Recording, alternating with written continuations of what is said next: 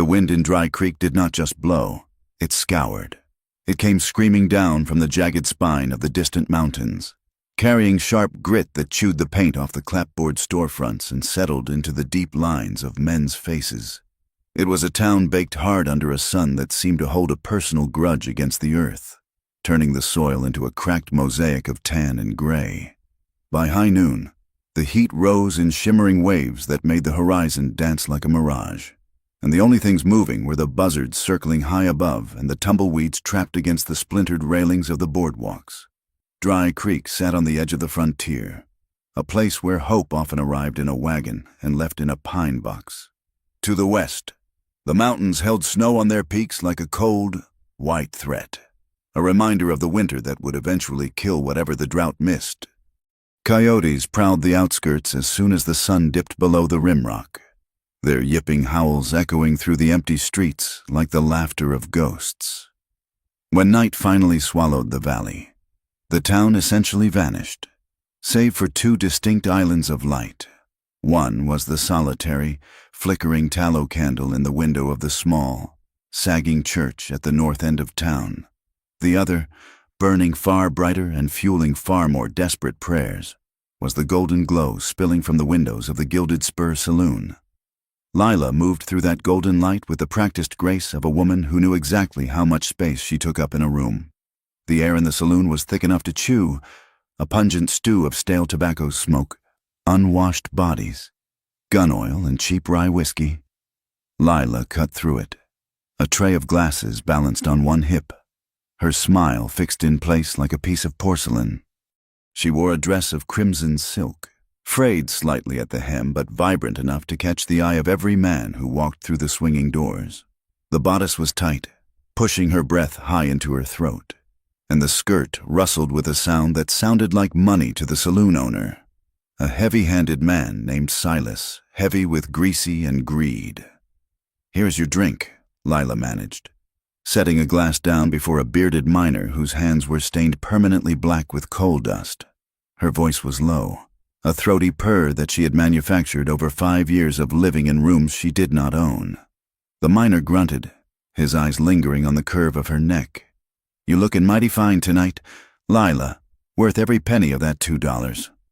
Lila did not flinch. She had learned long ago to turn her mind off, to let her spirit float somewhere up near the rafters while her body remained below to dodge grasping hands and laugh at jokes that were not funny. "Thank you, Tom," she said, sliding away before his hand could find purchase on her arm. "Keep your winnings on the table. Not on me." She moved to the bar, her smile dropping the instant her back was turned to the room. She was 26 years old, but in the harsh light of the mirror behind the rows of bottles, she felt 100. There were bruises on her upper arm, hidden carefully beneath the puff of her sleeve. Souvenirs from a drifter who had not liked being told no 2 nights prior. Under the bar, tucked inside a cigar box where she kept her personal things, was a half-finished letter. It was addressed to a Miss Sarah Miller in Ohio. Lila sent money every month, $3, sometimes $4, along with letters that spun elaborate lies about her life as a seamstress in a bustling city, married to a kind shopkeeper. She had been a Miller once, a farm girl with dirt under her fingernails and a belief in promises. She had followed a man devoutly, a man with a silver tongue and a heart made of ash, all the way to the territories. He had abandoned her in a boarding house with a week of rent paid and not a cent more. Survival had required a shedding of her old self, layer by painful layer, until only Lila remained. She tapped her fingers on the polished wood of the bar. "Another whiskey." "Silas," she said to the bartender, "and water it down. That table in the corner is getting rowdy." Reverend Jonah Hale rode into Dry Creek 3 days later, under a sky the color of a fresh bruise. He was a man of 28 years, though the dust coating his black coat and the lines around his eyes made him look older. His horse, a sturdy bay gelding that had seen better grazing, walked with its head low, exhausted by the heat. Jonah could taste the town before he saw it. The air was dry, alkaline, and bitter. He pulled his hat lower against the glare, his hand instinctively brushing the saddlebag where his Bible sat wrapped in oilcloth. Next to the Bible, buried deep in a roll of wool socks, was a small, heavy revolver. He touched the saddlebag not for the weapon, but for the book, seeking a comfort that had been hard to come by lately. He halted his horse in front of the livery stable, his boots hitting the dirt with a soft thud. He stood for a moment, stretching legs that ached from weeks in the saddle, and looked around. Dry Creek was a place of half measures. The houses looked like they had been abandoned midway through construction.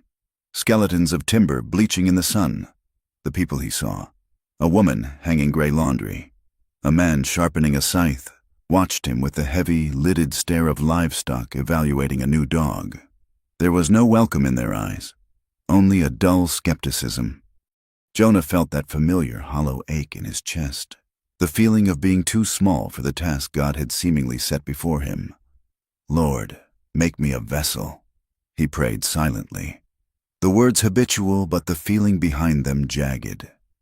Even if the vessel is cracked, the guilt was always there, a low hum beneath his thoughts.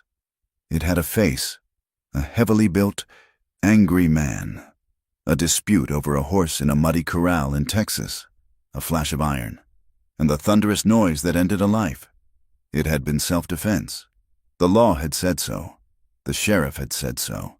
But Jonah, who had been ordained only 6 months prior to the event, knew that a man of God was supposed to bring life, not end it. He had fled Texas not from the law, but from the eyes of his congregation, seeking a place so desolate that perhaps even God had forgotten to watch it closely. He found the church at the end of the street. It was a sad structure, the cross atop the steeple listing slightly to the left, as if tired. "Well, you certainly look like you have come a long way just to be disappointed," a voice said. Jonah turned to see a large man leaning against a hitching post. The man wore a suit that cost more than Jonah's horse, and a gold watch chain glinted across his vest. This was Caleb Barton, though Jonah did not know it yet. Barton's face was broad and red, fed on beef and power. "I am Reverend Hale," Jonah said, dusting off his coat. "I am here to take over the parish." Barton chuckled. "A sound like dry rocks tumbling. I am Caleb Barton. I own the mine up the ridge and most of the cattle you see starving on the plains. You are the 4th preacher we have had in 2 years. Reverend, the last one took to drink. The one before that simply got on his mule and rode south without a word." "I am not much for drinking," Jonah said quietly, "and I am done with riding." "We shall see," Barton said. He pushed himself off the post and walked closer, smelling of expensive tobacco. "A word of advice. Seeing as you are new, this town is hard. People here work until they bleed, and they do not like being told they are going to hell for trying to find a little comfort." "Comfort?" Jonah asked. Barton pointed a thick finger down the street toward the Saloon. "The Gilded Spur. That is where the men go, and that is where the women like Lila work. You stay away from there. Reverend, you preach your verses, bury the dead, and stay out of the business of men who are just trying to survive." Jonah looked toward the Saloon. Even in the daylight, it seemed to pulse with a dark gravity. "I preach where I'm needed. Mr. Barton." Before Barton could reply, a woman in a severe gray dress approached. She walked with the stiff, militant stride of someone who believed idleness was a mortal sin. This was Mrs. Martha Pike, Mr. Barton is right, though it pains me to agree with a man who profits from vice. "Mrs." Pike said, her voice sharp as a tin whistle. "I am Martha Pike. I lead the church council. We have been waiting for a shepherd, Reverend, but we do not want one who wanders into the wolf's den." "Wolves?" Jonah asked, feeling the exhaustion pressing behind his eyes. "That Saloon." "Mrs." Pike hissed. "And that woman, the one they call Lila, she is a snare of the devil, Reverend, a painted Jezebel. She has led more good men astray than whiskey itself. If you wish to do good here, you will keep the church pure and your distance from the likes of her." Jonah looked from the rancher to the church elder. One warned him to protect his power. The other warned him to protect his reputation. He nodded, tipping his hat. I appreciate the counsel. Now, if you will excuse me, I must see if this church has a roof that holds water." Jonah's first sermon, 3 days later, was delivered to a congregation of 12 people. The air inside the church was stifling, trapped heat radiating from the wood. Dust motes danced in the shafts of light that cut through the dirty windows. He stood behind the pulpit, gripping the wood until his knuckles turned white. He looked out at the faces. Mrs. Pike in the front row, rigid as a headstone. A few minors who looked like they were hoping for a nap. A young mother bouncing a fussing baby. He had prepared a sermon on the commandments, on the rigidity of law. But looking at their tired, hardened faces, the words felt like stones in his mouth. He thought of the man in Texas. He thought of the gun in his saddlebag. He opened his Bible to a different page.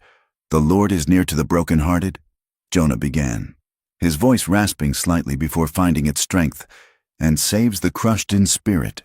He spoke of mercy. He spoke of the idea that a man's worst moment does not define his entire life. He spoke of second chances, his eyes scanning the room, trying to make contact with the skepticism he saw there. He saw men smirk and look at their boots. He saw Mrs. Pike stiffen, clearly thinking this message was too soft for a town this hard. Through the open doors of the church, out on the dusty steps, Lila stood. She had been walking to the general store when the sound of the preacher's voice drifted out. She didn't know why she stopped. Perhaps it was the tone, not the thundering condemnation she was used to hearing from the itinerant preachers who passed through, but something pleading, something human. She leaned her shoulder against the doorframe, staying just out of sight of the congregation, listening. She held a lit cheroot in one hand, the smoke curling blue against the weathered wood. Broken-hearted, she thought, a bitter smile touching her lips. Honey, if hearts were glass, this whole town would be walking on shards. She listened as Jonah spoke of grace being like water in a desert, rare, precious, and capable of bringing life to dead things. For a moment, just a fleeting second, the armor she wore around her soul cracked. She wondered what it would be like to believe that she wasn't just goods to be bought, but a soul to be saved. Then Mrs. Pike's shrill voice rose in a hymn, and the spell broke. Lila dropped the cheroot into the dust, crushed it out with the heel of her boot, and walked away, her hips swaying with a defiance she did not truly feel. The trouble started on a Tuesday night. The wind had died down, leaving the air heavy and silent, pressing against the earth. The gilded spur was full. The piano player was hammering out a tune that had lost its rhythm an hour ago, and the air was hazy with smoke. Jonah was walking back to the small parsonage behind the church. He had spent the evening at the bedside of the miller's son, a boy of 10 burning up with fever. Jonah had wiped the boy's forehead with cool water and prayed until the child finally slept. He felt drained, his own faith feeling like a dry well. He was passing the saloon, keeping to the other side of the street as he had been warned. When the shouting started, it wasn't the usual raucous laughter. This was the sharp, jagged sound of genuine anger. A chair crashed against a wall. Glass shattered. "You cheating tin horn!" a voice bellowed. Jonah stopped. He knew he should keep walking. He knew Caleb Barton and Martha Pike would tell him to let the sinners devour each other. But then he heard a woman scream, a high, terrified sound that cut through the wooden walls. It was the scream that moved his feet. Without thinking, without considering the gun in his own bag back at the house, Jonah turned and ran toward the swinging doors. Inside, the saloon was a tableau of violence. A card table was overturned, cards scattered like fallen leaves. In the center of the room stood a massive cowhand, a man named Grady, who worked for Barton. He was swaying, drunk and furious, waving a heavy Colt revolver. Opposite him, backing away with hands raised, was a slick-haired gambler. But Grady wasn't looking at the gambler anymore. He had turned his rage on a young barmaid named Rose, who had spilled a drink on him in the chaos. "Stupid girl," Grady roared, raising the pistol toward her. "I ought to teach you a lesson right here." Rose was frozen, her face drained of blood. Lila was behind the bar. her heart hammering against her ribs. She had been reaching for the bung starter to defend Rose when the door swung open and the preacher burst in. Jonah looked out of place in his dusty black coat, but he didn't hesitate. He stepped straight into the space between Grady and the girl. "Put the gun down." "Son," Jonah said. His voice was calm, but Lila could see the tremor in his hands. The room went silent. The piano stopped.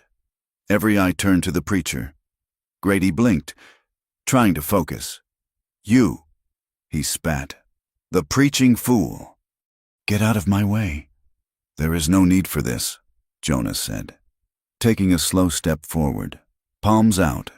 You are angry. You have had too much to drink. Just put the iron away and go sleep it off. No one needs to get hurt tonight.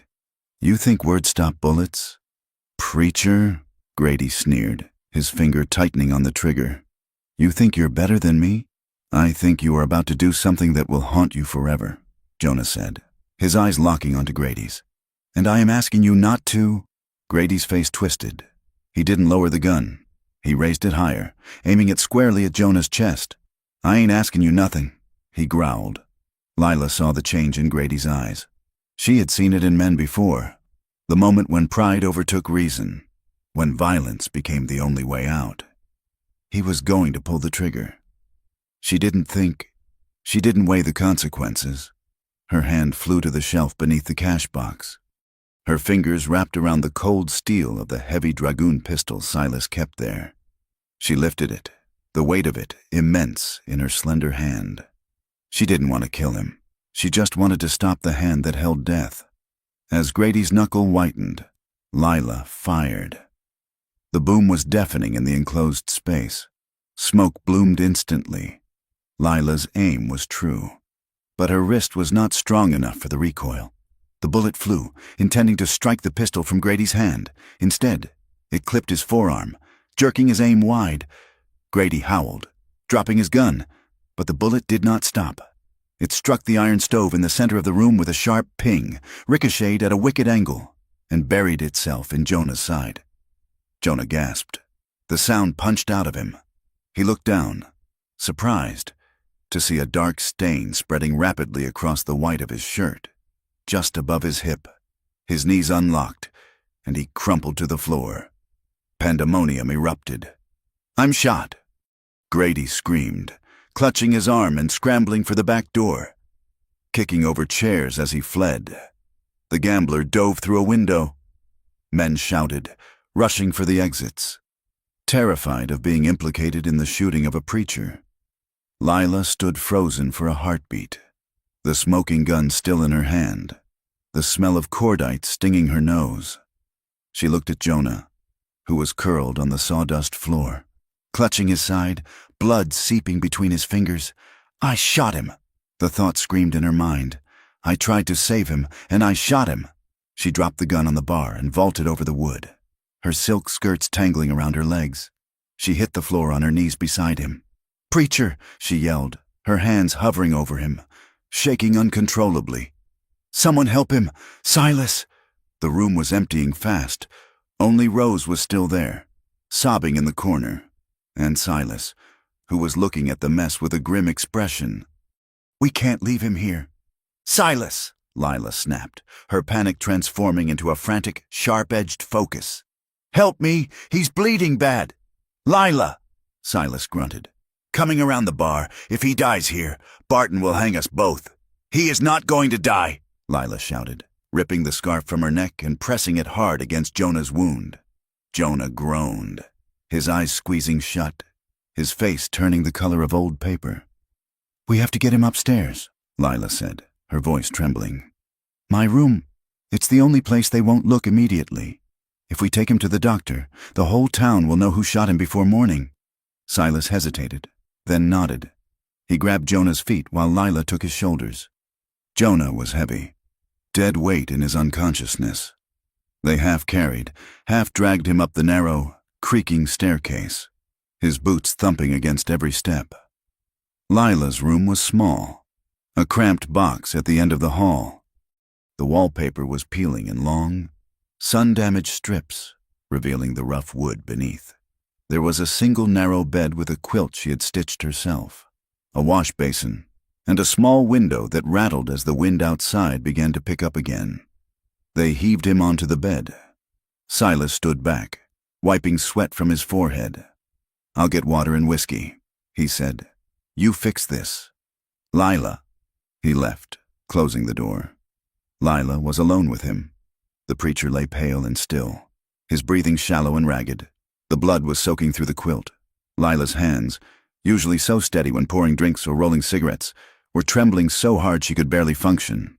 She took a deep breath, forcing the saloon girl mask to drop, leaving only the terrified woman beneath.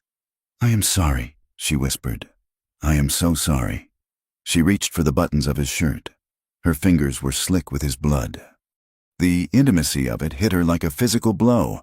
Undressing a man in her bed was something she did for money, something devoid of feeling. But this was desperate and raw. She couldn't get the buttons undone fast enough. She grabbed the collar of his shirt and tore the fabric, the sound of ripping cloth loud in the quiet room. She peeled the wet cotton away from his skin. The wound was ugly. A jagged tear where the bullet had entered, just above the hip bone. It was bleeding sluggishly now, but the flesh around it was already darkening. She pressed a clean towel to the wound. Leaning her weight onto it, Jonah cried out, his eyes flying open. They were hazy, unfocused, swimming with pain. He looked up and saw her. He saw the paint on her face, the tear in her red dress, the terror in her eyes. He felt her hands on his bare skin, felt her breath hot and ragged against his ear as she leaned close to check the bleeding. "Shh," Lila whispered, her voice breaking. "You're hurt." "I shot the gun. It hit you." Jonah blinked, trying to make sense of the ceiling, the smell of lavender water and old wood. He remembered the gun. He remembered the girl. Rose. "The girl?" he rasped, his voice barely audible. "Is she safe?" Lila paused, staring at him. He was bleeding into her mattress, shot by her own hand, and he was asking about the barmaid. "Yes," she said. "She's safe. You stepped in front of her." Jonah closed his eyes for a moment, then opened them again, fixing them on Lila. They were a startlingly clear blue, even through the haze of shock. "And you," he whispered. "You stopped him. I shot you," Lila said, tears finally spilling over, cutting tracks through the powder on her cheeks. "I didn't mean to. I was trying to hit the gun." "You stopped him," Jonah repeated, breathless. "You saved lives." He tried to shift, but the pain pinned him down. His hand moved blindly and brushed against hers where she held the towel. His skin was burning. Lila froze at the touch. It wasn't a grab. It wasn't a demand. It was a gesture of reassurance. For the first time in years, perhaps since she left the farm, she felt someone look at her and see a human being. Not a sinner, not a commodity. Just a person who had tried to do something brave. The shame that usually coated her like a second skin peeled back for a heartbeat. "Lie still, Reverend," she said, her voice fiercely gentle. "I am going to clean this. It is going to hurt like fire." Silas returned with a bottle of cheap whiskey and a basin of water. He left them again quickly, wanting no part of the vigil. The night stretched out, long and agonizing. Outside, the wind howled around the eaves of the saloon, rattling the loose window pane in its frame. Dust hissed against the glass. Lila didn't sleep. She sat on the edge of the bed, washing the wound with whiskey, wincing every time Jonah flinched. She tore strips from her petticoats to bind him. As the fever took hold in the dark hours before dawn, Jonah began to mutter. He tossed his head on the pillow, sweat soaking his hair. "Don't make me do this," he mumbled, his voice thick with the Texas twang he usually suppressed. "I didn't want to kill him. Lord, he drew first. I can see his eyes. Why are his eyes open?" Lila dipped a cloth in cool water and wiped his face. "Hush now," she soothed. "You're safe. I'm not worthy," Jonah whispered, gripping her wrist with sudden, feverish strength. "The blood is on my hands. I can't preach mercy when I have blood on my hands." Lila looked down at him, at the vulnerability etched into his face. He was broken, just like everyone else in this godforsaken town. The holy man had his own ghosts. She didn't pull her hand away. She let him hold on to her, an anchor in his storm. "You are worthy enough to bleed for a stranger," she whispered to the sleeping man. She sat there as the candle burned low, the shadows stretching across the peeling wallpaper. She was a saloon girl with a ruined reputation, and he was a preacher with a secret. But in that small, battered room, while the wind tried to tear the town apart outside, they were just two people keeping each other alive. Dawn arrived in Dry Creek not with a burst of glory, but as a pale, bruised gray that seeped through the cracks in the window frame. The wind had finally died down, leaving a silence so heavy it felt like a physical weight pressing against the peeling wallpaper of the small room above the saloon. Reverend Jonah Hale woke by degrees, dragged from a fevered darkness by the sharp, throbbing ache in his side. For a moment, he lay motionless, staring at a ceiling stained with water rings that looked like old maps of forgotten countries. He blinked, the grit of sleep in his eyes, confusion clouding his mind. This was not the parsonage. The air here did not smell of beeswax and old paper. It smelled of lavender water, stale whiskey, and the metallic tang of dried blood. He turned his head, a movement that sent a spike of white-hot pain through his ribs, causing a sharp hiss of breath to escape his teeth.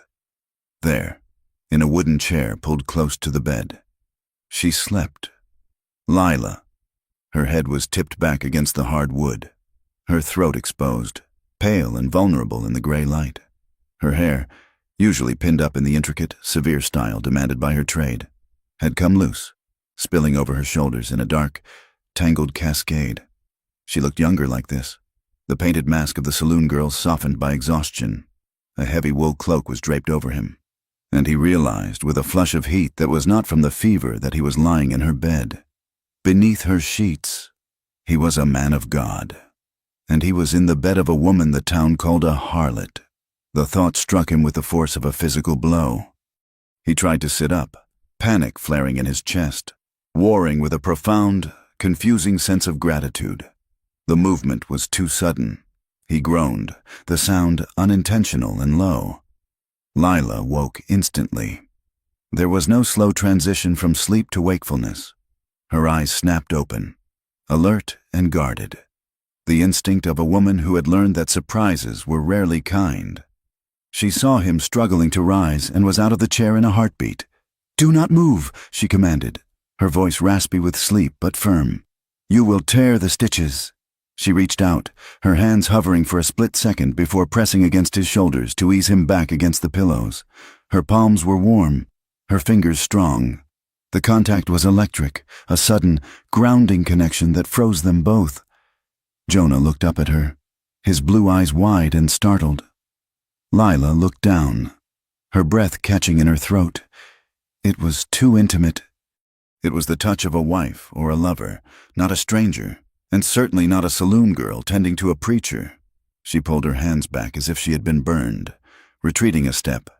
"You are awake," she said, crossing her arms over her chest, the defensive wall slamming back into place.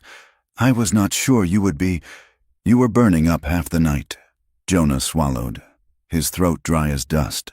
I remember. The gun. The fight. You stepped in front of a bullet," Lila said flatly, which was a foolish thing to do. "Reverend, I remember you," Jonah said softly. "You saved me."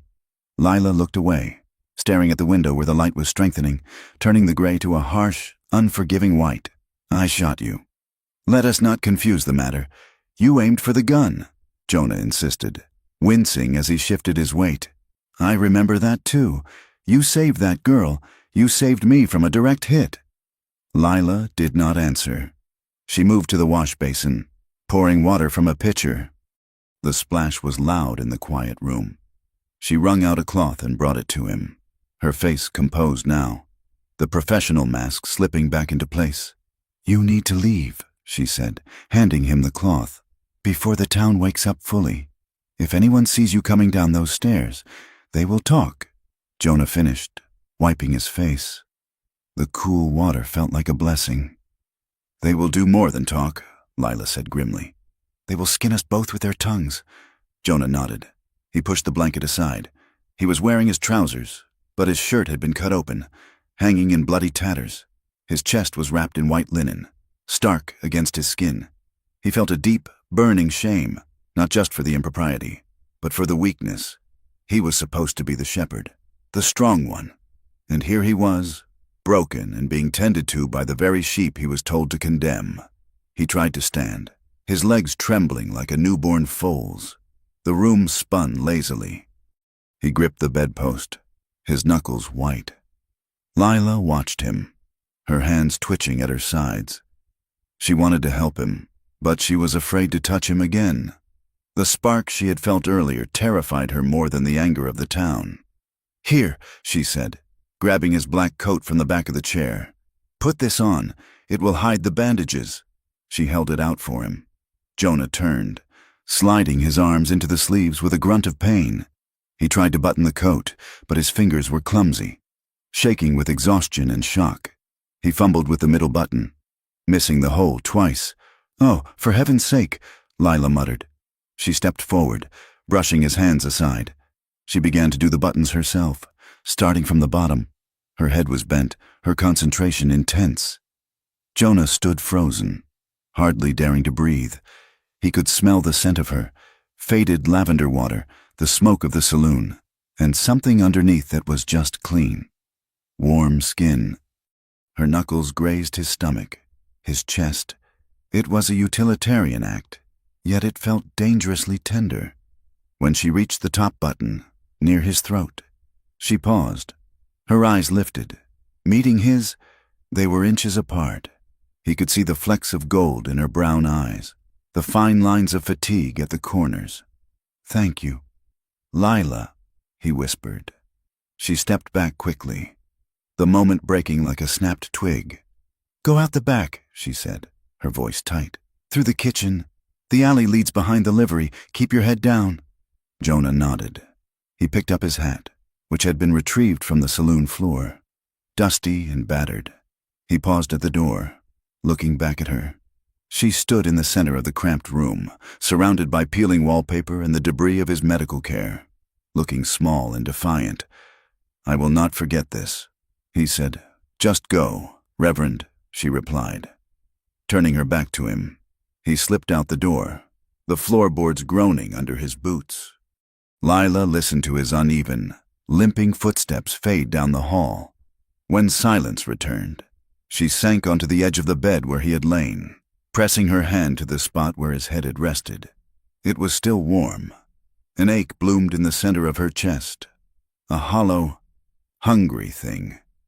She knew, with a certainty that tasted like ash, that the town would never believe he had been here for anything other than sin, and for the first time in years, she wished, with a desperate, foolish heart, that the world was different. Jonah moved through the back alley, the dust swirling around his boots in little devils.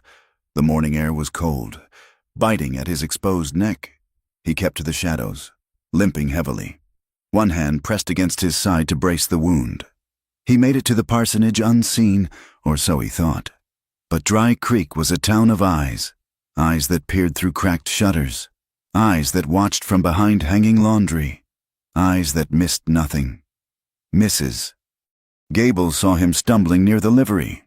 Old Man Miller saw him clutching his side, and the stable boy, Billy, saw him coming from the direction of the saloon alley, looking like he had been dragged behind a horse. The rumors did not just spread, they ignited. They jumped from porch to porch like a prairie fire. By the time the sun was high enough to bake the mud into brick, the story had mutated. "Did you hear? The preacher was at the saloon all night, drunk as a lord. They say, fightin' over a girl. Not just a girl. Lila, the one with the red dress. I heard she shot him. A lover's quarrel. No, he shot someone else for her honor. Can you imagine? A man of God, brawling like a common drunkard." The story's twisted, fed by the boredom and the harsh judgment of people who had little else to entertain them. By noon, Jonah was not a victim of a ricochet while saving a soul. He was a fallen man who had been ensnared by the devil's own bride.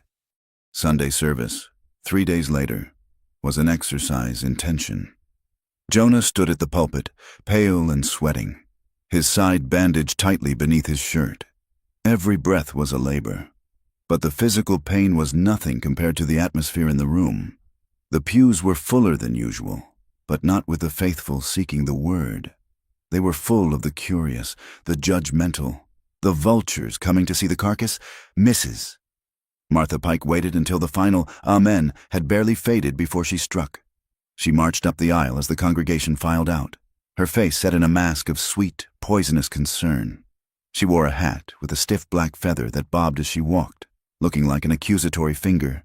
"Reverend Hale," she said, her voice loud enough to halt the people lingering near the door. "We must speak." "Mrs. Pike," Jonah said, gripping the edge of the pulpit to steady himself. "The council is distressed," she began, folding her gloved hands. "We are not blind. Reverend, we know this is a harsh land, and a young man has needs, but the Lord's servant cannot be entangled with the devil's daughters." Jonah straightened, ignoring the stab of pain in his side. "Mrs. Pike, if you are referring to the incident at the saloon, you have been misinformed." "Misinformed?" she echoed, a thin smile stretching her lips. "You were seen leaving her quarters at dawn. You were shot in a brawl in a house of iniquity.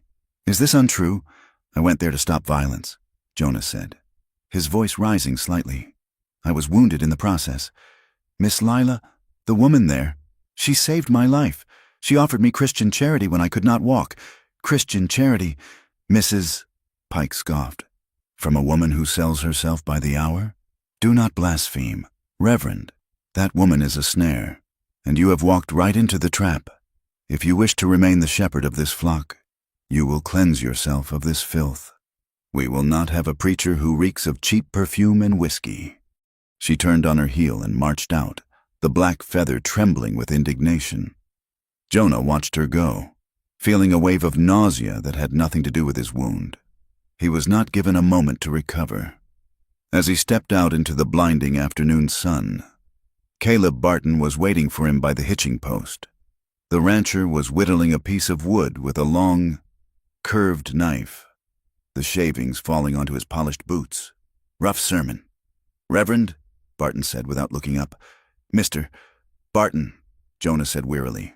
"I will keep this brief," Barton said, snapping the knife shut. "I put a lot of money into this town. I built the bank, I built the hotel, and I pay for the roof over your head. I do not pay for scandals." "It was not a scandal," Jonah said. "It was an accident." "It is a scandal if I say it is," Barton said, looking up finally, his eyes hard and flat like river stones. "Men in this town look to me. If I say the preacher is compromised, then the preacher starves. You stay away from the saloon. You stay away from that girl. You focus on preaching about hard work and obedience, and let the men of this town handle their own vices. Do we understand each other?" Jonah looked at the powerful man. Seeing the threat veiled as advice, "I answer to God. Mr. Barton, not to your bank ledger." Barton laughed, a dry, humorless sound. "God isn't the one signing your stipend checks. Son, be smart. Down at the Gilded Spur." The atmosphere was no better. If Jonah was facing the judgment of the righteous, Lila was facing the cruelty of the sinners. Silas was in a foul mood. The mirror behind the bar was cracked from the fight, and he had spent the morning sweeping up glass. "You are bad for business." "Lila," he grumbled as she walked in for her shift. "Preachers bring nothing but guilt and lawmen. I don't want him in here again. I didn't invite him."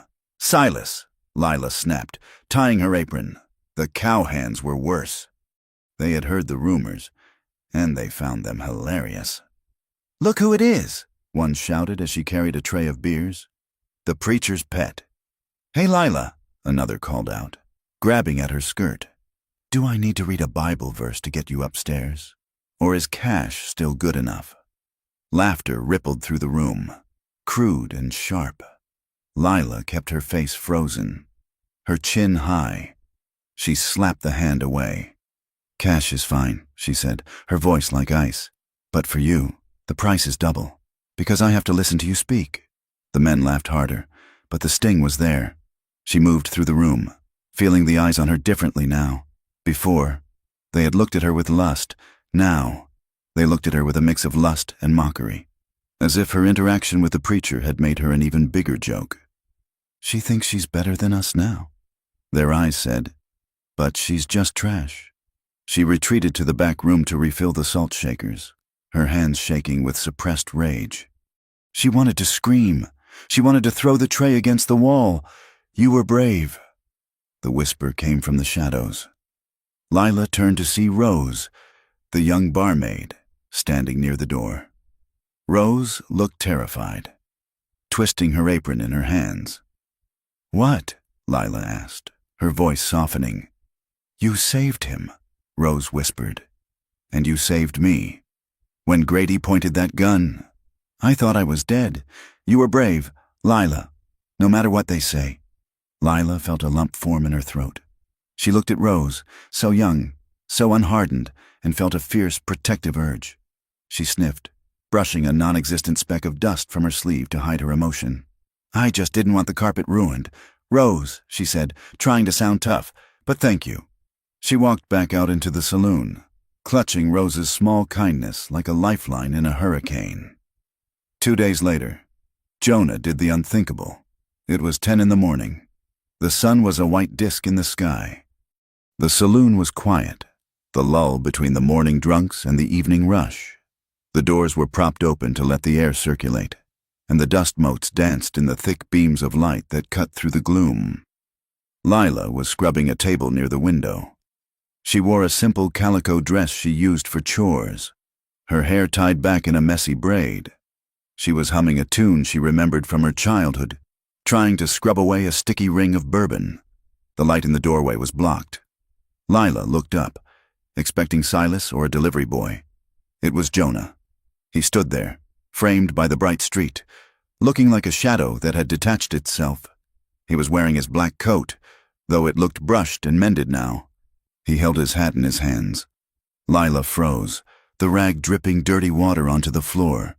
"You shouldn't be here," she said, her voice low. "I had to come," Jonah said. He stepped inside, the floorboards creaking. The transition from the bright street to the dim interior made him blink. "Are you trying to get run out of town?" Lila asked, dropping the rag into her bucket. "Mrs. Pike will have a stroke if she sees you crossing this threshold in daylight." "Let her," Jonah said. He walked toward her, his limp less pronounced but still there. He stopped across the table from her. The smell of soap and old wood hung between them. "I never thanked you properly," he said. "Not when I was in my right mind." "You thanked me enough," Lila said, scrubbing a spot on the table that was already clean. "You are alive. That is thanks enough." "It is not," Jonah said. His voice was steady, stripping away her defenses. "I remember your hands, Lila. I remember you sitting in that chair all night. You could have left me to the doctor. You could have thrown me out, but you didn't." Lila stopped scrubbing. She looked up at him. The blue of his eyes was piercing. "Why are you doing this?" she asked, her voice trembling slightly. "You are a preacher. I am what I am. You coming here just makes it harder. For both of us. I am a man who owes you his life," Jonah said. "And I am tired of people speaking ill of the woman who saved me." He reached across the table.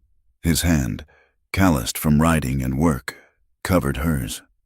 Lila gasped softly. His skin was warm. The touch was firm, devoid of the grasping greed she was used to. It was a touch of respect. "God has not forgotten you, Lila," Jonah said, his voice thick with emotion. "You think you are lost. You think this room is all there is. But I saw you. I saw the courage in you. That is not the spirit of a devil's bride. That is the spirit of a woman who deserves more." Lila stared at him, her heart hammering against her ribs like a trapped bird. For a moment, the saloon faded. The dust, the smell of whiskey, the shame, it all fell away. There was only him, and the way he looked at her as if she were precious. "You don't know me," she whispered, but there was no heat in the words. "I know enough," Jonah said. He squeezed her hand. "And if anyone says otherwise, if anyone insults you because of me, I will set the record straight. I promise you." Their hands lingered. The moment stretched, fragile and terrifyingly beautiful. The air between them hummed with a tension that was not just gratitude. It was the magnetic pull of two lonely souls recognizing each other in the dark. "Hey, we open for business, Or is this a prayer meeting?" The voice shattered the moment. A miner stood in the doorway, blocking the light. Jonah pulled his hand back quickly. Lila snatched hers away, plunging it back into the soapy water. "Just cleaning up." "Tom," Lila said, her voice sounding high and brittle. Jonah put his hat on, his face flushing. "Good day, Miss Lila," he said formally. "Good day, Reverend," she replied, not looking at him. He walked past the miner, head high, but his heart was racing. Lila watched him go, her hand burning where he had touched it. The rumors did not stop. They darkened. By evening, the story was that the preacher had been seen holding the saloon girl's hand, his face soft as butter. Men laughed about it in the livery. Women whispered about it over fences. The scandal was becoming a legend. On Sunday, the church was packed. Even the miners who usually slept in on Sundays were there. They wanted to see the show. Jonah stood at the pulpit. He looked tired, but his eyes were burning with a strange, fierce light. He did not preach about the laws of Leviticus. He did not preach about hellfire. He opened his Bible to the book of John. He spoke of the Samaritan woman at the well.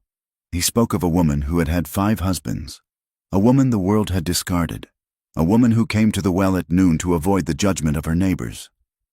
Jesus did not condemn her. Jonah's voice rang out, bouncing off the rough-hewn beams. He did not ask for her references. He did not check her reputation with the town elders.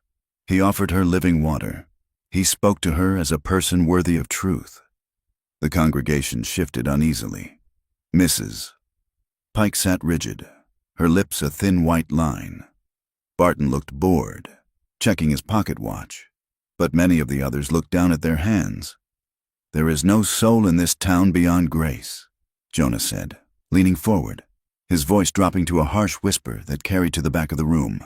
"Not yours, not mine, and certainly not the souls of those we cast out because it makes us feel righteous to look down on them." Outside, in the shadow of the church wall, Lila stood. She was pressed against the rough wood, out of sight. She could hear every word. She heard the tremor in his voice. She heard the defense he was mounting, not just of the woman in the Bible, but of her. No soul is beyond grace. She closed her eyes, letting the words wash over her. She felt a strange sensation in her chest, a cracking of the numbness she had cultivated for so long. A single tear slipped out, hot and fast. She wiped it away angrily, but she did not leave until the final hymn began. That night, the wind was down, and the sky was a vast, inverted bowl of obsidian scattered with diamond dust.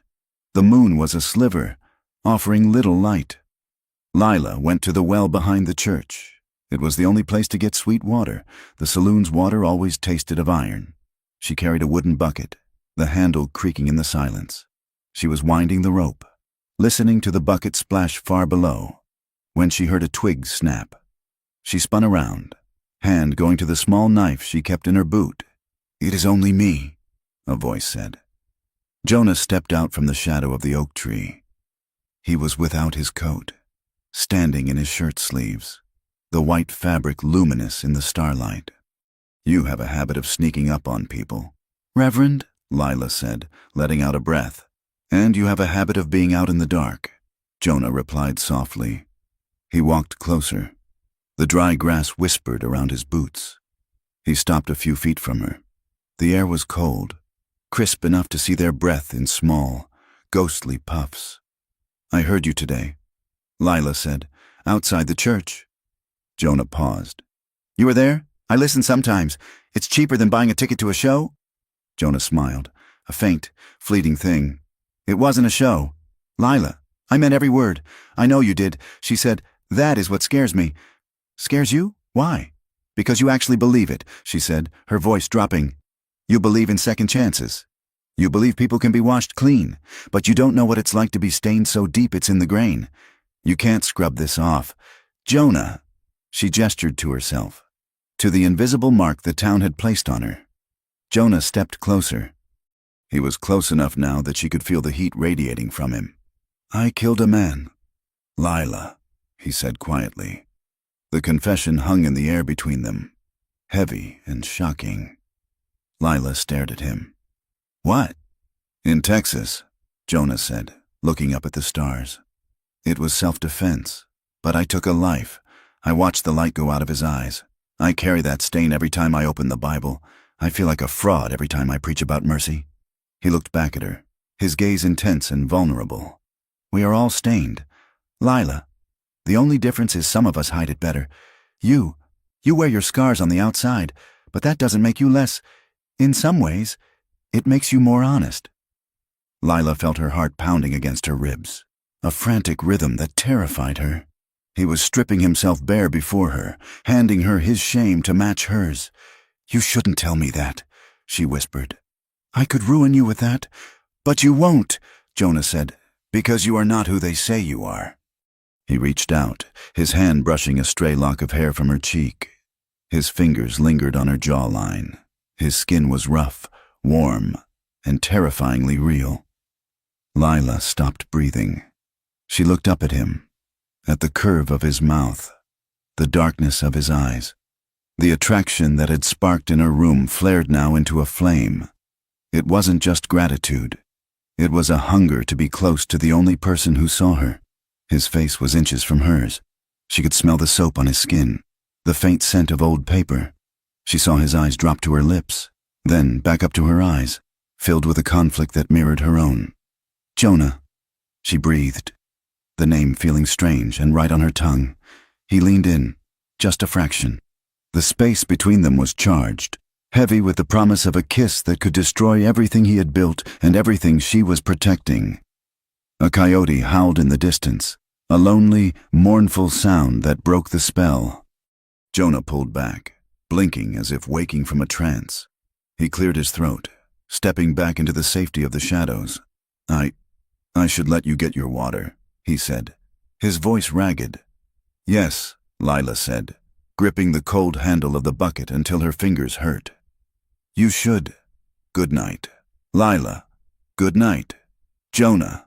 He turned and walked back toward the parsonage, disappearing into the dark. Lila stood alone by the well, the water bucket forgotten, her hand rising to touch the spot on her cheek where his fingers had rested. The cold night air felt suddenly feverish. She was terrified. She was thrilled.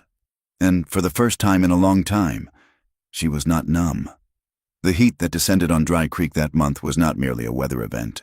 It was a judgment. The sun rose each morning like a hammered copper shield, radiating a dry white heat that sucked the moisture from the soil and the patience from the soul. The creek, usually a reliable trickle, retreated into a series of stagnant, mosquito-clouded pools on the outskirts of town. The carcasses of cattle bloated in the sagebrush, their ribs pressing against hide like barrel staves. Too far gone even for the coyotes. In the mines, the air grew thick and unbreathable. Men coughed up black phlegm that tasted of sulfur and despair. The dust was everywhere. It gritted between teeth, settled in water barrels, and coated the pews of the church in a fine gray shroud. When men are scared and hungry, they look for a reason. And when they cannot find a reason in the sky or the earth, they look for a scapegoat among themselves. Mrs. Martha Pike found her reason in the Book of Numbers and the Book of Leviticus. She stood on the boardwalk outside the general store, a black-clad crow in a world of brown dust, holding court with the women of the town. It is plain as the nose on your face. "Mrs." Pike declared, her voice carrying over the dry wind. "The Lord does not strike a land without cause.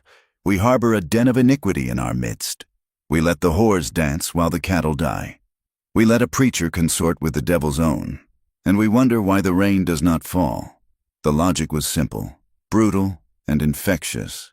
It gave the town a target that was flesh and blood, something they could drive out, unlike the sun. Reverend Jonah Hale tried to stem the tide on Sunday, facing a congregation that was sweating and irritable. He wiped his brow with a damp handkerchief and gripped the pulpit. "Friends," he said, his voice hoarse, "the rain falls on the just and the unjust alike, and the drought does the same. This hardship is the nature of the West. It is a test of our endurance, not a specific punishment for the sins of a few. We must look to our own hearts. not throw stones at our neighbors." He looked out at them, searching for agreement. He saw only stony faces. To them, his theology sounded weak. It sounded like an excuse. It sounded like a man protecting his sin, soft on sin. A man muttered in the back row, "That is what he is." Caleb Barton watched this growing resentment with the calculating eye of a man who knew the value of a distraction. The mine was failing. The veins were thinning out, and the supports in the lower tunnels were rotting, creaking ominously with every shift. The men were talking about strikes. They were talking about safety. Barton needed them talking about something else.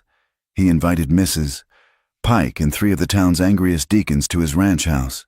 He poured them lemonade in crystal glasses and spoke in low, grave tones about the moral fabric of Dry Creek. "I fear you are right, Martha," Barton said, leaning back in his leather chair. "I have been too tolerant. I thought business was just business, but I see now that the spiritual rot is spreading. If the church is willing to lead a campaign, a holy cleansing, if you will, I will finance it. We need to rid this town of vice." He did not mention that ridding the town of vice would keep the men too busy hunting sinners to notice they were working in a death trap. He did not mention that he owned the land the saloon stood on and could evict them legally if he chose, but preferred the spectacle of a moral crusade. The check he wrote to the church fund was substantial. The violence began 3 nights later. It was a Tuesday, usually a quiet night, but the heat made the air feel volatile, like a room filled with gas waiting for a match. A group of 12 men gathered at the livery. They were miners and ranch hands, fueled by Barton's whiskey and Pike's rhetoric. They carried axe handles and heavy leather belts. They told themselves they were soldiers of God. They stormed the Gilded Spur at 9 o'clock. The double doors burst open with a crash that shattered the glass panes. "Get out!" one of the men roared. "This den of filth is closed." They did not wait for compliance. They began to smash. A chair was hurled into the mirror behind the bar, bringing it down in a glittering avalanche of shards. Bottles were swept off the shelves, the smell of cheap rye and bourbon filling the air instantly. Lila was near the piano when they burst in. She froze, a tray of empty glasses in her hands. She saw the violence in their eyes. It wasn't the drunken brawl of a Saturday night. This was cold, self-righteous, and terrifying. "Get the girls back," Silas shouted, reaching for his shotgun. But a miner swung a pick handle and knocked the weapon from his grip, sending Silas sprawling. Rose screamed as a man grabbed her by the wrist, dragging her toward the door. "You are leaving this town, girl." Lila dropped the tray and launched herself at the man. She was smaller, but she was fueled by 5 years of suppressed rage. She clawed at his face, raking her nails down his cheek. "Let her go!" Lila screamed. The man howled and released Rose, backhanding Lila across the face. She stumbled back, tasting blood, but she grabbed Rose and shoved her behind the heavy oak bar. "Stay down," she ordered. The saloon was a maelstrom of destruction. Tables were overturned. The piano player fled out the back. Then Jonah was there. He had been in his study, writing a letter to the bishop asking for guidance. When he heard the crash, he ran down the dusty street, his coattails flying, breathless and terrified. He burst through the doors and saw the chaos. He saw the men he had preached to on Sunday smashing the livelihood of the people he had tried to save. "Stop it," Jonah bellowed, his voice cracking with the strain. "In the name of God, stop this madness!" He grabbed the arm of a man raising a chair to smash a window. The man spun around. It was Tom, the blacksmith, a man who usually sat in the third pew. "Reverend," Tom sneered, his face flushed with heat and zeal. "You best step aside. We are doing the Lord's work. You are doing the devil's work." Jonah shouted, shoving the man back. "You are attacking women. You are destroying property. Is this the mercy of Christ?" "Mercy?" another man jeered. "Look at him. Look how he defends his harlot." The word hung in the air, ugly and sharp. The destruction paused for a heartbeat as the mob turned its attention to the preacher. "She is a human being," Jonah cried, placing himself between the mob and the bar where Lila and Rose were crouched. You are cowards, all of you. A man stepped forward, pointing a shaking finger at Jonah. She has bewitched you, preacher. We all see it. You spend your nights in her bed and your days preaching soft lies to us. She dragged you down to hell, and you went willingly. She shot a man, someone shouted from the back, and now she has the preacher on a leash. Lila stood up slowly from behind the bar. Her lip was split, bleeding a bright red line down her chin. She looked at the mob, her eyes blazing with a cold fire. I shot a man to save him, Lila said, her voice cutting through the noise. Which is more than any of you hypocrites have ever done. Listen to her, the ringleader shouted. The devil's bride speaks. The phrase caught. It was perfect. It fit the narrative Mrs. Pike had spun. Devil's bride, another man yelled. Devil's bride. The chant rose up, ugly and rhythmic. Jonah stood his ground, his face pale, his arms spread wide to shield her. Get out, he ordered, his voice trembling with a fury he had never known. Get out before I bring the marshal. The men, having smashed enough to satisfy their bloodlust for the night, began to retreat. But they did not leave defeated. They left laughing, spitting on the floor, chanting the name they had coined, Devil's Bride. Lila stood amidst the broken glass and spilled whiskey, the name echoing in her ears like a curse. Jonah turned to her, reaching out a hand, but she flinched away, her eyes wide and haunted. The name did not fade with the morning. It grew. It appeared in chalk on the water trough. It was whispered in the queue at the general store. On Sunday morning, Jonah arrived at the church early to prepare the altar. He stopped dead at the front doors. Pinned to the weathered wood was a piece of parchment. It was a crude charcoal sketch, drawn by a hand that had more anger than talent. It depicted a woman with exaggerated horns and a long, forked tail. She held a leash, and at the end of the leash was a man in a preacher's collar, crawling on all fours like a dog. Beneath it, in jagged letters, The Devil's Bride and Her Pet. Jonah felt a heat rise in his face that burned hotter than the sun. It was not just anger, it was a profound, sickly shame. He tore the paper from the door, crumbling it in his fist until his nails cut into his palm. He preached that morning with a cold, trembling fury. He held the crumpled ball of paper in his hand the entire time.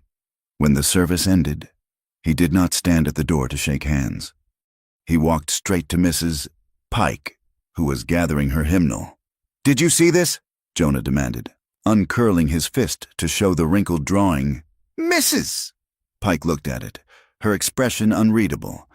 I saw it, Reverend, and you left it there? For the children to see? Mrs. Pike shrugged, a small movement of her stiff shoulders. It is crude, yes, but sometimes, Reverend, the truth stings. Perhaps if you did not give them so much canvas, they would not paint such pictures. Jonah stared at her, realizing that there was no charity in her heart, only a calcified righteousness. He turned and walked out of the church, leaving her standing there. He walked straight to the saloon. He did not care who saw him. The saloon was quiet, the windows boarded up with fresh pine planks where the glass had been shattered. Jonah knocked on the back door. Lila opened it. She looked tired. The bruise on her cheek had turned a dark purple, blooming like a storm cloud against her pale skin. She saw the look on his face and stepped back to let him in. He followed her up the stairs to her room. It was the first time he had been back since the shooting. The room was the same, peeling wallpaper, the narrow bed, the scent of lavender, but the air felt heavier now. Jonah closed the door and leaned against it. He looked at her, at the bruise, at the weary slump of her shoulders. I am sorry, he said, his voice breaking. Lila sat on the edge of the bed, smoothing her skirt. For what? Jonah? The weather? The glass? For this? Jonah said. He walked over and placed the crumpled drawing on the small table beside her wash basin. Lila picked it up. She smoothed it out with trembling fingers. She looked at the caricature of herself, the horns, the leash.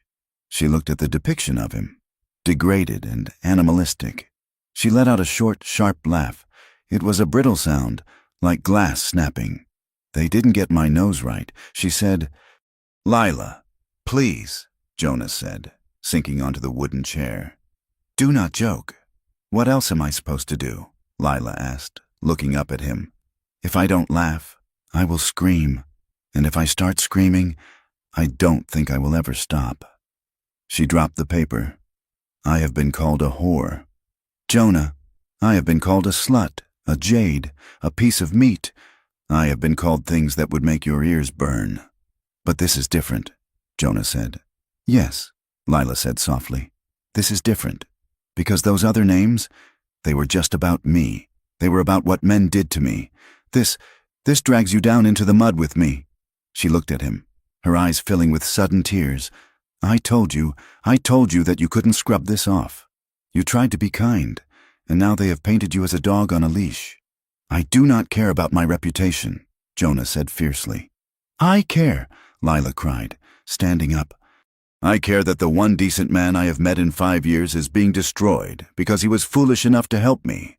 They stood facing each other in the small room, the air vibrating with the things they had not said. You are not a burden, Jonah said, standing up to meet her gaze. You are the only thing in this town that feels real to me. Lila shook her head, tears spilling over. You don't know what it's like, to be passed from hand to hand like a coin, to have men look at you and calculate your worth in minutes. I am tired. Jonah, I am so tired of being something to be used.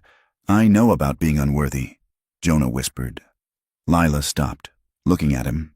I told you I killed a man, Jonah said, his voice dropping to a murmur. But I didn't tell you why. It wasn't just a fight. It was over a horse. Yes, but I was angry. I was proud. When I pulled that trigger, for a split second, I wanted him dead. I enjoyed the power of it. He took a step closer to her. I stood over him and watched him die, and I felt satisfied. That is the sin I carry. That is why I came here. I thought if I went to the edge of the world, I could outrun the man I was. But I can't. I am just as broken as you are. Lila, maybe more, because you sell your body to survive. I sold my soul for a moment of pride. The confession hung between them. Lila looked at him, seeing not the holy man, but the man beneath, the flawed, hurting human being. She reached out, her hand trembling, and touched his cheek. She wiped away a tear that had escaped his eye. We are a pair, aren't we? She whispered. The killer and the whore. Jonah covered her hand with his. He turned his face into her palm, closing his eyes. The intimacy was overwhelming. It was not the intimacy of the bedroom, but the intimacy of the confessional, of two soldiers in a trench. He opened his eyes. Her face was inches away. Her lips were parted, her breath hitching. He leaned in. She leaned in. The world outside, the mob, the heat, the drawing, ceased to exist. There was only the pull of gravity between them. Their lips were a breath apart. Jonah could feel the warmth of her mouth. He wanted to kiss her more than he had ever wanted to pray. He wanted to lose himself in her, to find absolution in her touch. Then he jerked back. The reality of who he was, of the collar he wore, of the promise he had made to God, slammed into him. He was a coward. He was afraid that if he crossed this line, he would never come back. I cannot, he stammered, backing away. Lila stood frozen, her hand still raised in the air. Then she dropped it. She let out a sharp, jagged laugh, turning away to hide the humiliation burning her face. Of course, she said, her voice hard and bright. Of course you can't. A saint can't kiss a devil's bride. It's against the rules. Lila, that is not go. Jonah, she said, her back to him. Just go, before you think of another reason to pity me. Jonah stood there for a moment, torn apart. Then he turned and left, closing the door softly. Lila stood in the center of the room, her hands shaking so hard she had to grip the wash basin to stand. The room felt colder than it ever had before. The end came 3 days later, at dusk. The sky was a violent, bloody red, the sun setting behind the dust clouds in a display of apocalyptic color. The heat had not broken. The tension had snapped. Caleb Barton had decided that the campaign needed a climax. The whispers were not enough. The drawings were not enough. He needed an example. He sent 4 of his biggest ranch hands to the saloon. They didn't bother breaking anything this time. They just went for her. They dragged Lila out the front door, kicking and screaming. Her dress tore at the shoulder. One of her shoes came off, leaving her bare foot to scrape against the rough boardwalk. "Bring her to the forge," a man shouted. A crowd gathered instantly. It was as if they had been waiting for this. Men, women, even children, drawn by the spectacle of violence. They dragged her down the main street to the blacksmith's shed. The forge was already lit, glowing with a dull, malevolent orange heat. Tom, the blacksmith, stood by the anvil, looking pale but resolute. Mrs. Pike stood on the porch of the general store, watching with arms crossed. Barton watched from his office window. They threw Lila into the dirt in front of the forge. She scrambled to her knees, coughing in the dust, her hair wild around her face. "Please," she screamed, looking at the wall of faces. "Please, I have done nothing to you. We are marking you for what you are," a man yelled. "You want to be a devil's bride? We'll give you the ring." Tom pulled a branding iron from the fire. It was a simple bar brand, usually used for cattle. The tip glowed a cherry red. "Hold her," someone commanded. 2 men grabbed Lila's arms, pinning her to the ground. She thrashed, screaming, her heels digging into the dirt. The heat of the iron radiated against her skin as Tom stepped forward. "Mark her!" the crowd chanted. "Mark her!" Jonah heard the screams from the church. He did not run this time. He sprinted. He flew down the street, his heart hammering a frantic rhythm against his ribs. He saw the crowd. He saw the glow of the iron. He saw Lila pinned in the dirt, her face a mask of sheer terror. He didn't think. He didn't speak. He hurled himself through the crowd, knocking people aside like skittles. Just as Tom lowered the iron toward Lila's shoulder, Jonah dove. He slammed into the blacksmith, knocking the iron wide. It hissed as it hit the dirt inches from Lila's face. Jonah scrambled up, placing himself over Lila, shielding her body with his own. He faced the mob, his chest heaving, his eyes wild. "You will have to go through me," he screamed. "If you want to burn her, you burn me first." For a second, the mob hesitated. It was the preacher. Then someone threw a stone. It struck Jonah in the forehead, cutting the skin. Blood trickled down into his eye. "He's chosen his side," a voice roared. "Get him!" The mob surged forward. They fell on Jonah like a pack of wolves. Fists rained down on him. Boots kicked at his ribs, his back, his legs. Jonah did not fight back. He curled himself around Lila, taking the blows, making himself a human shield. "No!" Lila screamed, trying to push up, trying to cover him. "Stop it! You're killing him!" She took a kick to the shoulder that numbed her arm. She clawed at the legs of the men, biting, scratching, sobbing. The dust swirled around them, choking and thick, mixed with the metallic smell of blood. Jonah groaned with every impact, but he did not let go of her. He held her head against his chest, whispering a prayer she couldn't hear. Bang! The gunshot echoed like a cannon blast. The mob froze. They looked up to see the town marshal, an old man named Holloway, who usually tried to stay out of Barton's business, standing on a wagon with a smoking rifle. "That is enough," Holloway shouted, his voice shaking with rage. "Step away, or the next one goes into a belly." The mob wavered, then slowly backed away, panting, their knuckles bloody. They left Jonah and Lila lying in the dirt. The sun had set. The light was fading into a bruised purple. The branding iron lay cooling in the dust, a black, twisted snake. Jonah lay motionless, his face a ruin of blood and dirt. Lila crawled out from under him. She was weeping, a raw, guttural sound. She touched his face, her hands leaving streaks of red on his pale skin. "Jonah?" she whispered. "Jonah, please." He opened one eye. It was swollen shut, but the other looked at her, hazy and full of pain. Did they burn you?" he wheezed, blood bubbling on his lips. "No," Lila sobbed, cradling his head in her lap. "No, you stopped them." "Good," Jonah whispered, his head lolling back. Good. The crowd dispersed, melting back into the shadows, some looking back with shame, others muttering. They had not branded her skin. But as Lila looked down at the broken man in her arms, and then up at the hateful, silent town, she knew the mark was there anyway. They were both branded now. The devil's bride and her fallen priest. And the scar would never fade. The ascent to the room above the saloon was a journey of inches. Lila was not a large woman, and Jonah, though lean, was dead weight in his battered state. She half carried, half dragged him up the narrow staircase, her boots slipping on the worn treads. Every step was a battle against gravity and exhaustion. Jonah groaned low in his throat, a sound that vibrated against her ribs where she had his arm draped over her shoulder. She kicked the door of her room open and practically collapsed with him onto the bed. The frame groaned under the sudden weight. Lila stood there for a moment, hands on her knees, gasping for air.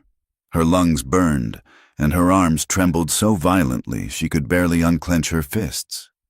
The room was dim, the shadows stretching long and thin like skeletal fingers. Outside, the town was quiet, the silence of a predator that had just eaten its fill. Lila moved. She lit the kerosene lamp, her hands shaking so much the flame danced wildly before settling. She turned to Jonah. He was a ruin. His face was swollen, one eye completely shut, a cut on his forehead oozing slow, dark blood. His shirt was torn to ribbons, revealing the mottled purple bruising already blooming across his ribs. Lila felt a surge of rage so hot it nearly blinded her. It was a physical thing, a coil of fire in her gut. She cursed, a stream of profanity she had learned from miners and mule drivers. Words that would have made misses. Pike faint dead away. She cursed the town. She cursed the drought. She cursed Caleb Barton and his money. And mostly, she cursed herself. She stripped the ruined shirt from him, wincing as the fabric stuck to dried blood. She poured water into the basin, water that was lukewarm and stale. But it was all she had. She tore up her last good petticoat for bandages. "You stupid, stubborn fool," she hissed under her breath as she dabbed the wet cloth against the cut on his head.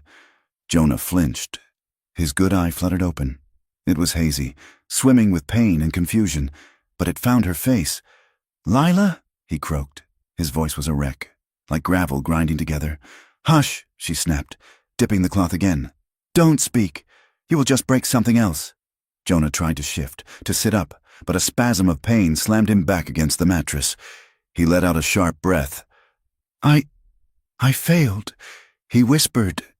Lila froze. She looked down at him, the rag dripping water onto the floorboards. "Failed? I meant to. Protect you," Jonah rasped. "I wanted to stop them, but they—" He trailed off, shame twisting his battered features. He looked away, staring at the peeling wallpaper.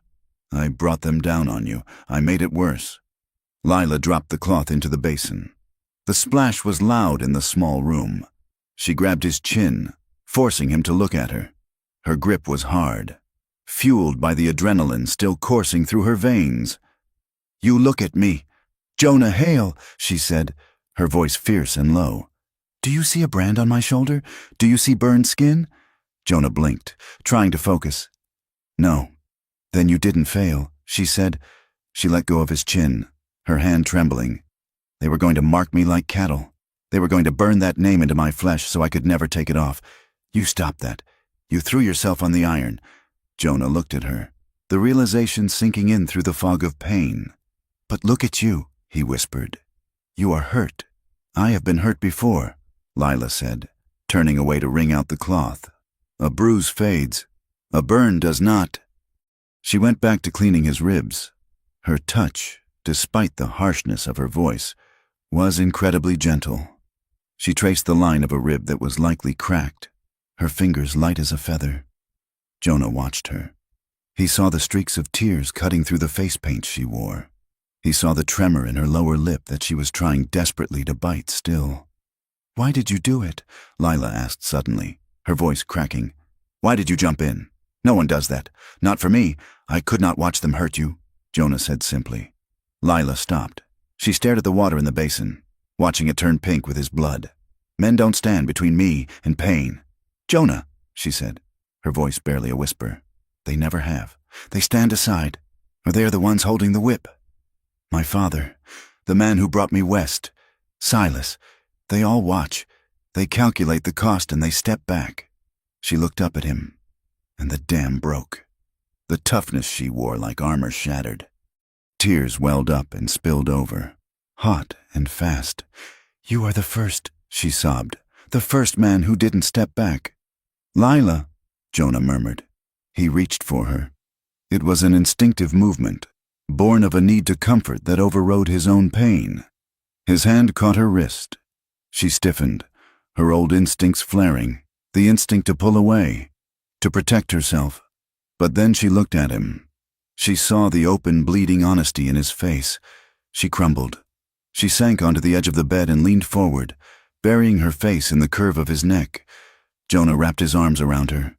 It hurt to move, it hurt to breathe, but he held her. He felt her hot tears against his skin. He felt the racking sobs that shook her small frame. He stroked her hair, tangled and dusty, murmuring soft, nonsensical words of comfort. They stayed like that for a long time, the only sound in the room the wind rattling the window pane and the harsh, wet sound of her weeping. When Lila finally pulled back, she was exhausted. She wiped her face with her sleeve, smearing the coal around her eyes. I am sorry, she said, sniffing. I look a fright. You look beautiful, Jonah said. The words hung in the air, heavy and dangerous. Lila froze. She looked at him, searching for the lie, for the transactional flattery she was used to. She found none. Jonah looked back at her. The pain in his body was receding, replaced by a different kind of ache. A heat was spreading through his chest that had nothing to do with fever. He was aware, suddenly and sharply, of the softness of her arm against his, of the scent of her hair, lavender and smoke, filling his senses. The room felt very small. The walls seemed to press in, pushing them closer together. They sat in silence for a while, the tension thrumming between them like a taut wire. Do you think... Jonah started, then stopped. What? Lila asked softly. Do you think a man like me can still speak for God? He asked. After tonight, I felt rage, Lila. When I saw them holding you, I wanted to kill them. I didn't want to pray for them. I wanted to break them. That sounds like a man, not a preacher, Lila said. Maybe they are the same thing, Jonah said. Or maybe I am just broken. You are not broken, Lila said fiercely. You are the only whole thing in this town. Mrs., Pike, Barton, they are the broken ones. They have forgotten how to feel. She took his hand. Her fingers were cool. His were warm. She traced the knuckles, swollen and bruised. And me, she asked, looking down at their joined hands. Can a person like me ever be more than a name? The devil's bride? Jonah shifted his hand so his palm pressed against hers. He threaded his fingers through hers, locking them together. God does not call you by the names men give you. He said, He knows your true name. And so do I. He ran his thumb over the tender skin of her inner wrist.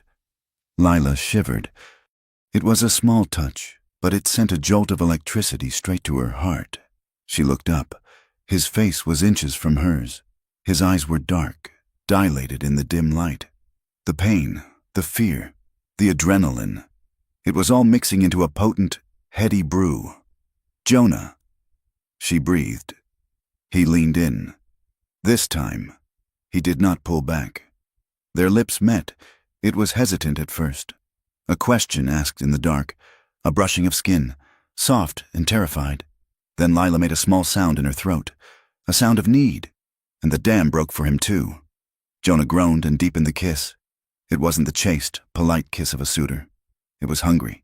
It was desperate. It tasted of salt and iron and whiskey.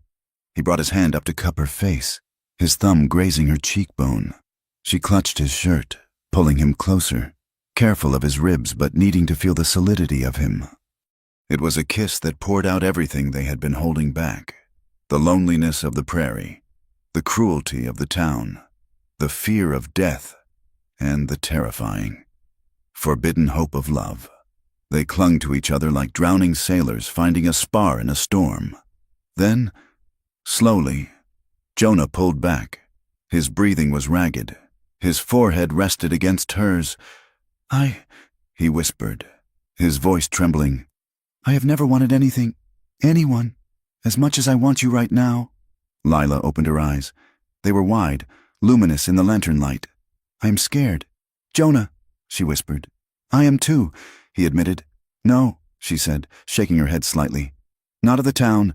I'm scared because when you touch me, it doesn't feel like a transaction. It feels like you want me, not just a body, and I don't know what to do with that. Jonah kissed her forehead. A soft, lingering pressure. You don't have to do anything, he said. Just let me be here. They did not go further. The weight of the moment was too heavy. The shift in their world too seismic to rush. They sat on the narrow bed, leaning against the headboard, shoulders pressing together. Jonah held her hand, his thumb stroking her skin in a rhythmic, soothing motion. Lila rested her head on his uninjured shoulder. They fell asleep like that, sitting up, fully clothed, entangled in a way that was more intimate than any act of lust could ever be. Morning brought a cold, hard reality. Jonah woke stiff and aching, every bruise singing a chorus of pain, but the space beside him was warm. Lila was already up, moving quietly around the room. He went to the church first, limping heavily. He found the doors locked.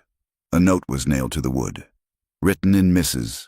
Pike's jagged, angular script.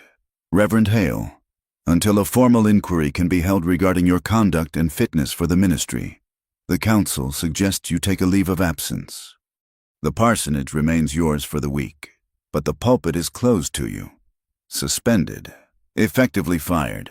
He walked to the general store to buy flour and coffee. Mrs. Gable, usually a chatterbox, turned her back on him when he entered. The clerk served him in silence, placing the change on the counter rather than in his hand, as if his touch were contagious. It was worse for Lila. She tried to go to the market. Women crossed the street to avoid her, gathering their skirts and pulling their children close. Don't look at her, Billy, one woman hissed loudly. That's the woman who bewitched the preacher. She carries a sickness. Men were bolder. A group of Barton's cowhands were lounging on the boardwalk. Hey, devil's bride, one shouted. Does the preacher pay in prayers or silver? Why don't you come over here and show us what you taught him? Another jeered. Lila kept her head high, her eyes fixed on the horizon. But inside, she was shrinking. The name was sticking. It was becoming her skin. She returned to the saloon, trembling. Rose met her at the back door, her face pale.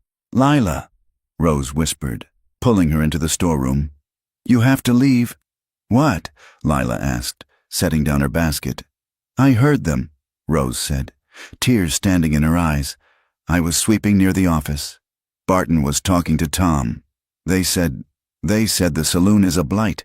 They said an accident might happen. A fire. Lila, tonight or tomorrow. They want to burn it down to get rid of you. Lila felt the blood drain from her face. A fire in this wind? It would take the whole block. I have to go, Lila whispered. If I stay, I am just a target, and I will get everyone else killed. She ran upstairs and began to pack her meager belongings into a carpet bag. Her hands were shaking so hard she couldn't fold her dresses. Jonah found her there an hour later.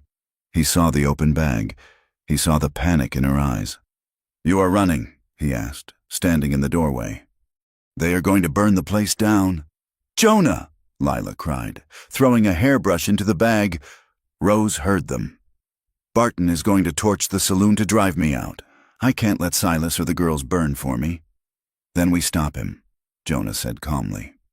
Stop him? Lila laughed, a high, hysterical sound. How? You are a disgraced preacher and I am the town pariah. We have no power. Jonah! We have the truth, Jonah said. He walked over and took the bag from her hands. Barton isn't doing this just because of morals. Lila, he is doing it because he needs a distraction. What are you talking about? The miners, Jonah said. I spoke to a few of them this morning, men who were too ashamed to join the mob. They said the mine is a death trap. Barton is cutting supports to save money. He is terrified they will strike or talk. That is why he is whipping up this frenzy against you. If everyone is looking at the Devil's Bride, no one is looking at the rotting beams in Tunnel 4. Lila stared at him. So I am just smoke? You are the scapegoat, Jonah said.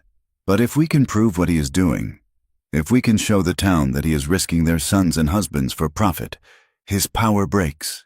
It is dangerous, Jonah, Lila said. So is running, he countered. Running just admits they are right. He took her hands. Stay. Fight this with me. Lila looked at him. She saw the bruising on his face, the steady light in his eyes. She took a deep breath. Okay, she whispered. We fight. They waited until dusk. The town was busy with the evening meal, the smell of wood smoke and frying bacon hanging in the air. They skirted the edge of town, moving through the brush until they reached the base of the ridge where Barton's mine sat. It was a dark wound in the hillside, surrounded by piles of tailings and rusted machinery. They crept closer, hiding behind a stack of timber. The entrance was guarded by one man, but he was asleep, a bottle of whiskey by his feet. They slipped inside the main tunnel. It was cooler here, but the air was stale and tasted of copper. Jonah lit a small lantern, keeping the flame low. They walked deep into the earth. The silence was oppressive, broken only by the drip of water. Look, Jonah whispered, holding the light up. The main support beams were old, sodden with water. They bowed in the middle. Worse, in several places, new beams that should have been installed were missing entirely, replaced by hasty, makeshift shoring that looked like it would snap under a heavy breath. It's a tomb, Lila whispered, horror cold in her stomach. And look at the shifts, Jonah said, pointing to a tally board nailed to a post. He is working these men 16 hours. And here, names of boys. Billy Miller. He is 12 years old. We have to tell them, Lila said. They turned to leave, but as they emerged from the tunnel, blinking in the twilight, they found they were not alone. Caleb Barton was waiting for them. He sat on his horse, flanked by 3 of his men. He held a riding crop, tapping it rhythmically against his boot. I wondered when you would come poking around. Reverend, Barton said smoothly. You are a monster, Jonah said, stepping in front of Lila. That mine is a collapse waiting to happen. You are sending men to their deaths. Business is complicated, Barton said with a shrug. But trespassing? That is simple. We're going to tell the town, Lila said, her voice shaking but loud. We saw the beams. We saw the tally board. And who will believe you? Barton sneered. The whore and the heretic? You think the town will take your word over mine? I am the pillar of this community. You are the filth in the gutter. He rode closer, his horse snorting. I could have you arrested right now, Barton said, for trespassing, for industrial sabotage. Or maybe I just tell the town that I found the 2 of you up here, engaged in lewd acts in the dark. That fits the story better, doesn't it? Jonah stepped forward, fury radiating from him. You touch her, and I will kill you. Barton laughed. Listen to him, the man of God. You are done. Hail, I'm going to give you one choice. You leave town by sunrise, both of you. If you are still here tomorrow, I will have the sheriff arrest the girl for solicitation and you for aiding her. And in my jail, accidents happen. He wheeled his horse around. Sunrise, Reverend, or I burn you both down. He rode off, his men following, leaving Jonah and Lila standing in the dust, the weight of the threat pressing down on them like the mountain itself. They could not go back to the saloon. It wasn't safe. They could not go to the parsonage. They walked to the edge of town, to an old trapper's cabin that had been abandoned years ago. It sat near the creek bed, hidden by a stand of cottonwoods. The door hung on leather hinges. Inside, it smelled of dry pine needles, old dust, and mice. Jonah hung the lantern on a rusty nail. The light cast a warm, golden circle in the gloom, pushing back the shadows. Lila sat on a dusty crate, wrapping her arms around herself. She was shivering, though the night was not cold. "He wins," she whispered. "We have to go, Jonah. He owns the law. He owns the town." Jonah paced the small dirt floor. He kept running his hand through his hair. "I cannot let him win," he muttered, "but I cannot let him hurt you." He stopped and looked at her. She looked so small in the dim light, her dress torn, her face streaked with dust, but her eyes were fierce. She was a survivor. He walked over and knelt in front of her. "We will decide in the morning," he said. Right now we are alive, and we are together." Lila looked at him. The fear began to recede, replaced by something else. Something she had felt sparking in her room. Something that had been building since the moment he stood between her and the gun. "We are together," she repeated softly. The world outside, Barton, the mine, the mob, seemed to fade away. There was only the sound of the wind in the cottonwoods and the steady hiss of the lantern. Jonah reached out and cupped her face. His thumb traced the line of her jaw. "I am not leaving you, Lila," he said. "Not tomorrow, not ever." Lila leaned into his touch. She covered his hand with hers. "Then don't leave me tonight," she whispered. Jonah stood up, pulling her with him. He wrapped his arms around her waist, pulling her flush against him. She could feel the heat of his body, solid and real. He kissed her. This was not the hesitant kiss of the night before. This was sure. It was a claim. It was a promise. Lila kissed him back with everything she had. She tangled her hands in his hair, pulling him closer. She wanted to be close enough to forget the world, close enough to blur the lines between them. The kiss deepened, growing urgent. Jonah's hands moved to the small of her back, pressing her to him. Lila's hands moved to the buttons of his coat. There was no shame this time. There was no hesitation about propriety. There was only the desperate need to affirm life in the face of so much darkness. He lifted her, and she wrapped her legs around his waist. He carried her to the pile of blankets in the corner of the cabin. The lantern burned low, casting long, dancing shadows on the walls. The wind howled outside, a lonely, desolate sound, but inside the circle of light, there was warmth. They came together not as saint and sinner, but as two people who had found the only sanctuary that mattered in each other's arms. The darkness of the cabin became a confessional, and their closeness a prayer without words. Later, much later, the lantern flickered and died, plunging the cabin into darkness. They lay side by side on the rough blankets, covered by Jonah's coat. The silence was profound. Lila lay with her head on Jonah's chest, listening to the steady, strong beat of his heart. She traced the line of the scar on his shoulder with her fingertip. "Jonah," she whispered into the dark. He murmured, his arm tightening around her. "I'm not afraid anymore." Jonah kissed the top of her head. "Neither am I." They lay there, staring up at the cracks in the roof where the stars peeked through. They knew that sunrise would bring danger. They knew Barton was waiting. They knew the town would brand them forever if they stayed. But as Jonah held Lila close, his hand resting protectively over hers, he knew one thing with absolute certainty. He was done running. He was done apologizing for who he loved. "We stay," he whispered to the darkness. "We stay and we fight." Lila squeezed his hand. "We stay." And in the quiet of the abandoned cabin, with the weight of the world waiting outside the door, they slept, fiercely and stubbornly together. The morning broke not with the promise of light, but with a heavy, suffocating gray. The sky was a low ceiling of leaden clouds that scraped the tops of the distant peaks, veiling the mountains as if the world were drawing the curtains on a tragedy. Lila left the abandoned cabin first. She slipped out while the shadows were still long and deep, wrapping her shawl tight against the biting chill that had replaced the sweltering heat of the week prior. She did not look back at the small, listing structure where her life had irrevocably changed. She could still feel the warmth of Jonah's skin against hers, a ghost sensation that made the cold air sting all the more. Every step toward the town felt heavy, weighted with the knowledge of what she had done and the terrifying, fragile hope she now carried. Jonah left 20 minutes later. He walked the perimeter of the town, coming in from the north to avoid being seen near the creek. His conscience, usually a clear bell ringing with the certainty of Scripture, was now a cacophony.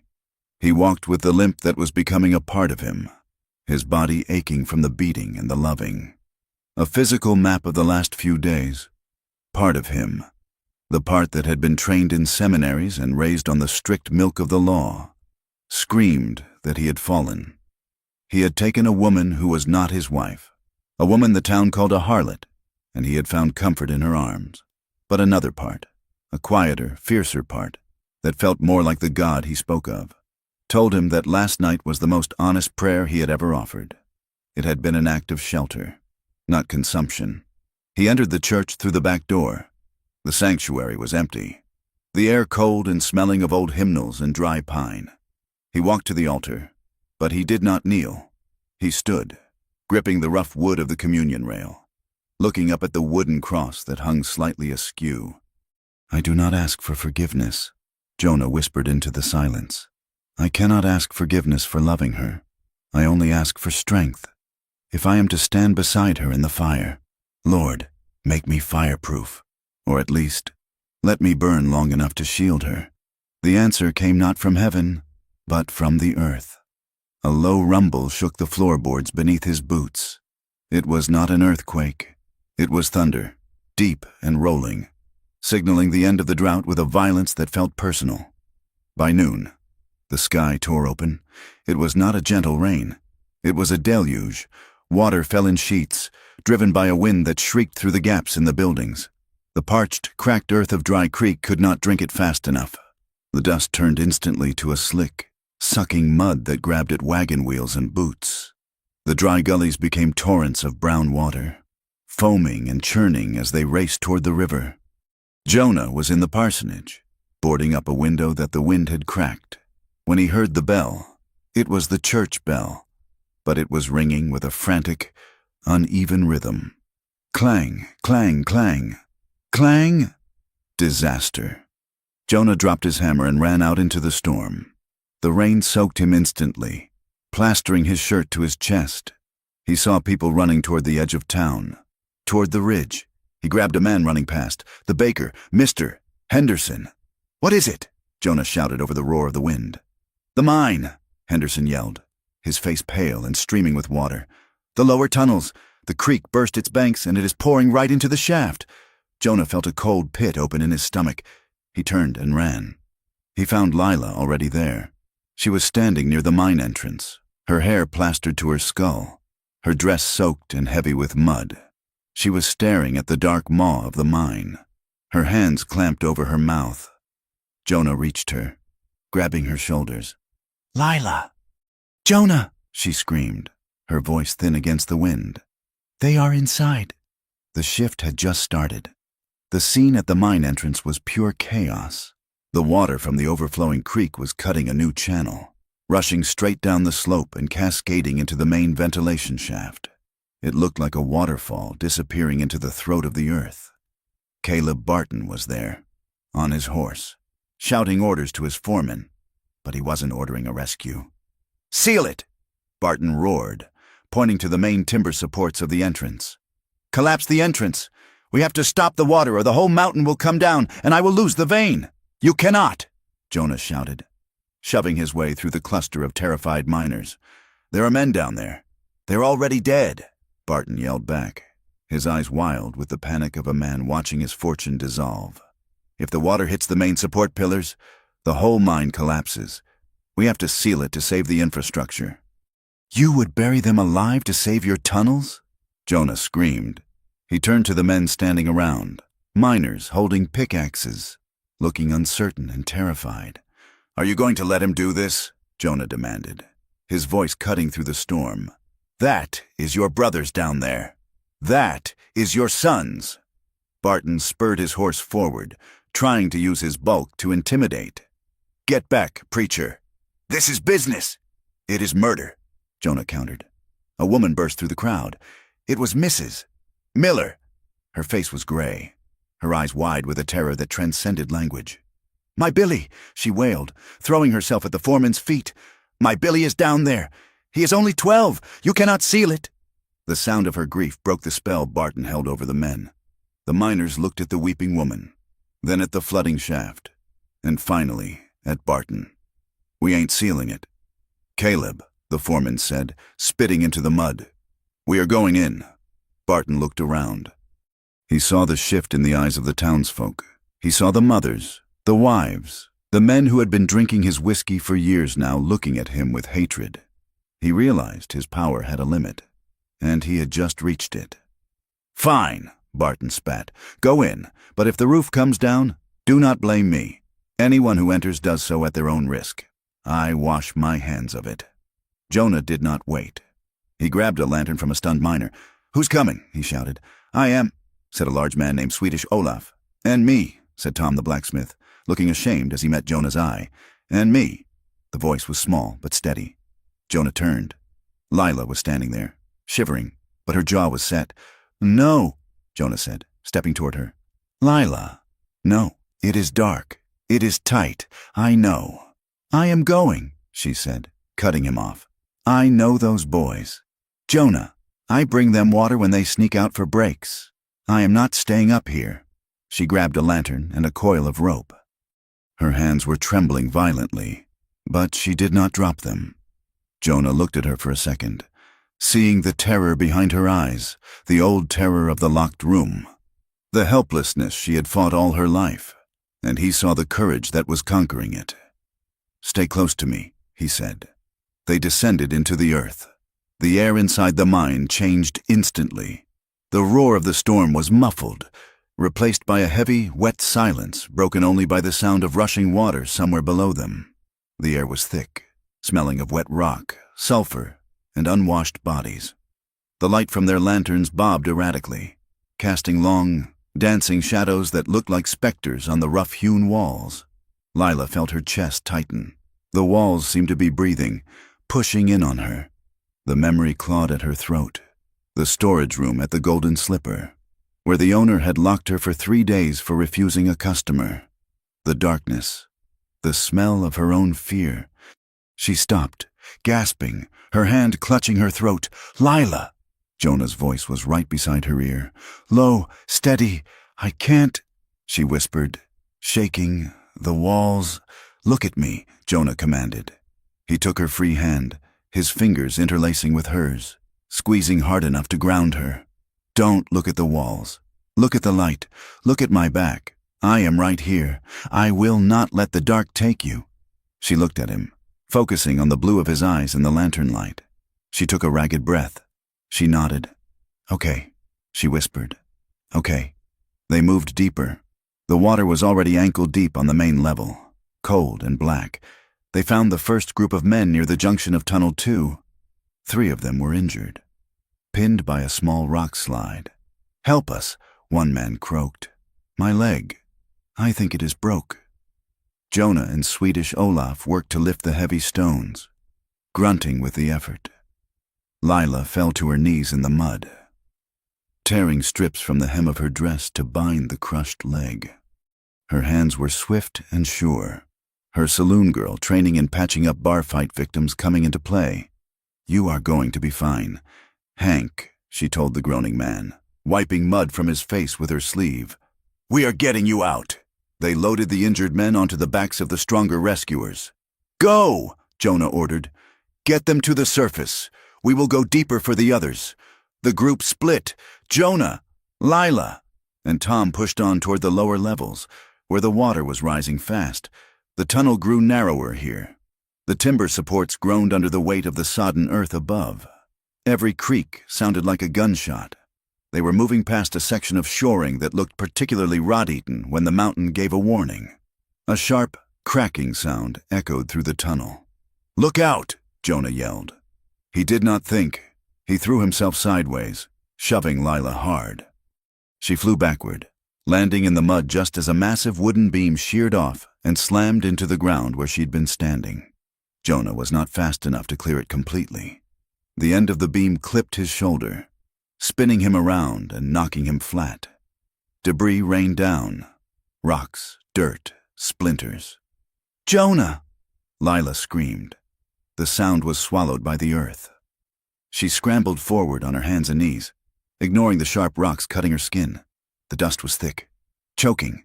She found him trying to push himself up, his face gray with pain. He was clutching his right shoulder, his arm hanging at an odd angle. "I'm all right," he gasped, though his eyes were squeezed shut. "Just winded." Lila grabbed his good arm. "Get up, preacher," she hissed, hauling him with a strength she didn't know she possessed. "We are not dying in this hole." Jonah gritted his teeth and stood, leaning heavily on her. "Thank you," he wheezed. "We are even," she said, her voice shaking. "Now move." They reached the end of the line, a small pocket of air at the bottom of the shaft. The water was waist-deep here, swirling and cold. Huddled on a ledge, shivering and clinging to each other, were 5 boys. They were the slate pickers, the youngest of the crew. Among them was Billy Miller. They were crying, their small lanterns long since burned out. "Reverend?" Billy's voice was a high, terrified squeak in the dark. "It is us, Billy," Jonah called out, his voice booming with a confidence he did not feel. "We are coming." They waded through the water. It was freezing, numbing their legs instantly. Jonah reached the ledge and began lifting the boys down, handing them to Tom. One boy, a tiny kid named Jem, was frozen with fear. He wouldn't let go of the rock. "I can't swim," Jem sobbed. "I have got you, sweetheart," Lila said, wading forward.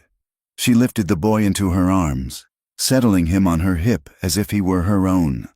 "The mountain isn't going to have you, Jem, not today." They turned to head back, but the way they had come was blocked. The collapse that had hit Jonah had brought down more of the ceiling. The tunnel was sealed. "No," Tom groaned. "No, God, no." "Wait," Jonah said, holding up his light. "There, the ventilation drift." He pointed to a small, jagged hole near the roof of the tunnel. It was an old air shaft, narrow and tight, barely wide enough for a man to squeeze through on his belly. "It leads to the upper level," Jonah said, "but we have to crawl." Lila stared at the hole. It was a throat of stone, dark, tight, crushing. Panic slammed into her chest like a sledgehammer. Her vision swam.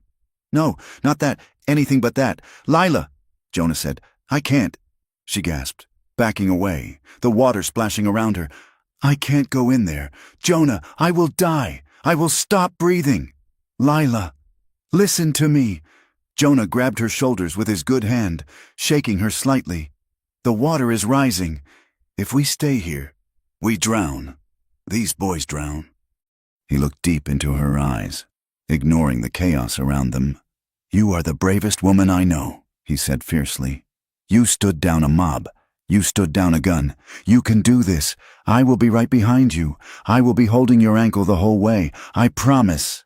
Lila looked at the hole, then at Jem, who was clinging to her neck, burying his face in her muddy hair. She looked at Jonah, seeing the absolute faith in his eyes. She closed her eyes, took a breath that tasted of wet grave dirt, and nodded. "Go," she whispered. Tom went first, dragging the bigger boys. Then Jonah pushed the smaller ones through. Then it was Lila's turn. She pulled herself up into the narrow darkness. The rock pressed against her back. The roof scraped her nose. It was a coffin of stone. She started to hyperventilate, the air wheezing in her throat. "Calm down, calm down." Then she felt it. Jonah's hand, warm and solid, wrapping around her ankle.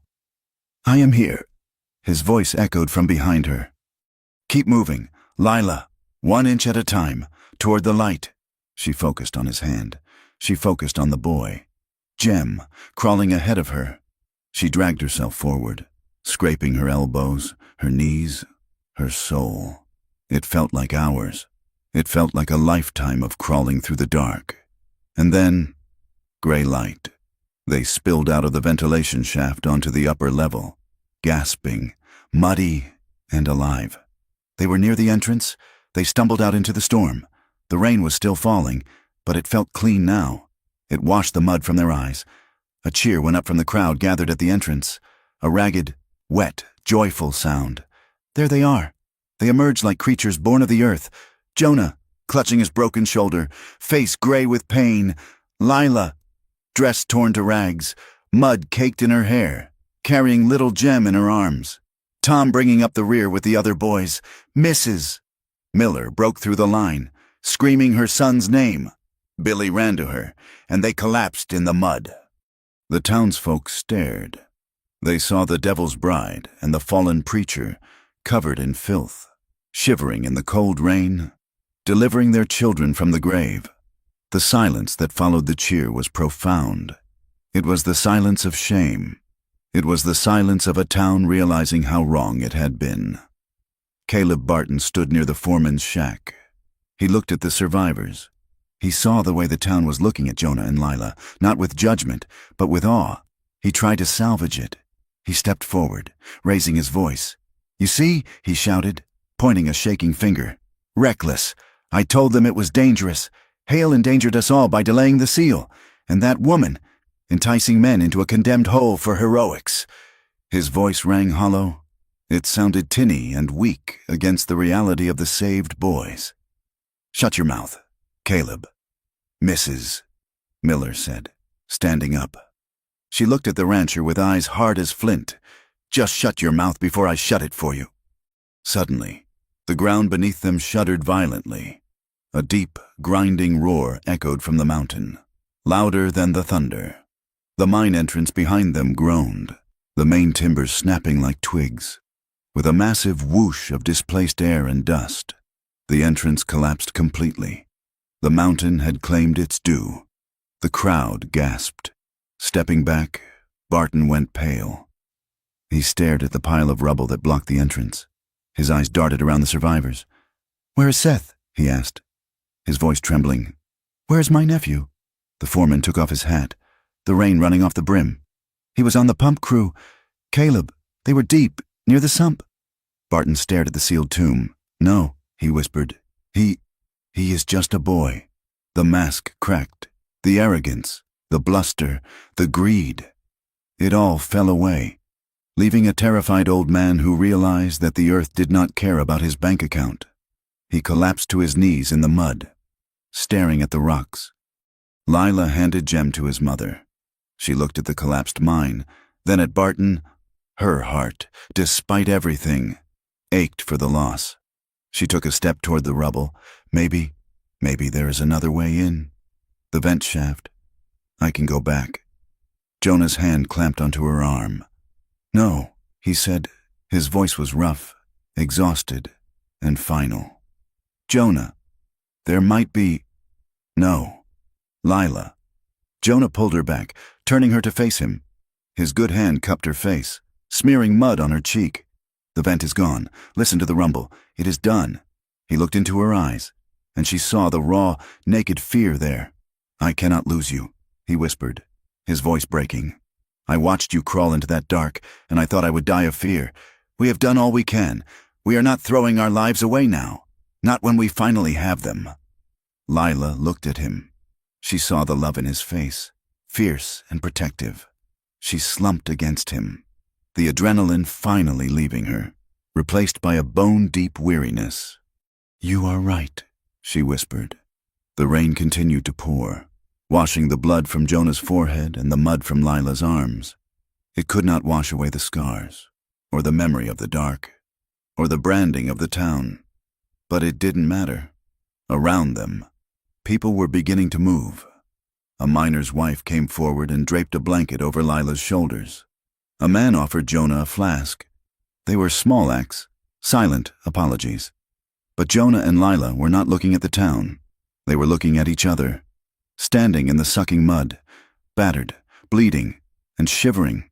They exchanged a look that was more powerful than any sermon or any vow. It was a look of shared survival. It was the look of two people who had walked through hell together and come out the other side, still holding hands. "We are still here," Jonah whispered. "Yes," Lila answered, leaning her head against his chest. "We are still here." The days following the storm were quiet, as if the town of Dry Creek had shouted itself hoarse and now had no voice left. The floodwaters receded. leaving behind gullies scoured deep into the red earth and fences toppled like pile of kindling. The streets were a quagmire of sucking mud that plastered boots and wagon wheels alike. But the air felt different. The oppressive heat was gone, washed away by the deluge, and in its place was a crisp, clear stillness that carried a strange mix of grief and possibility. People moved slower. They looked each other in the eye less often, but when they did, the gaze was softer.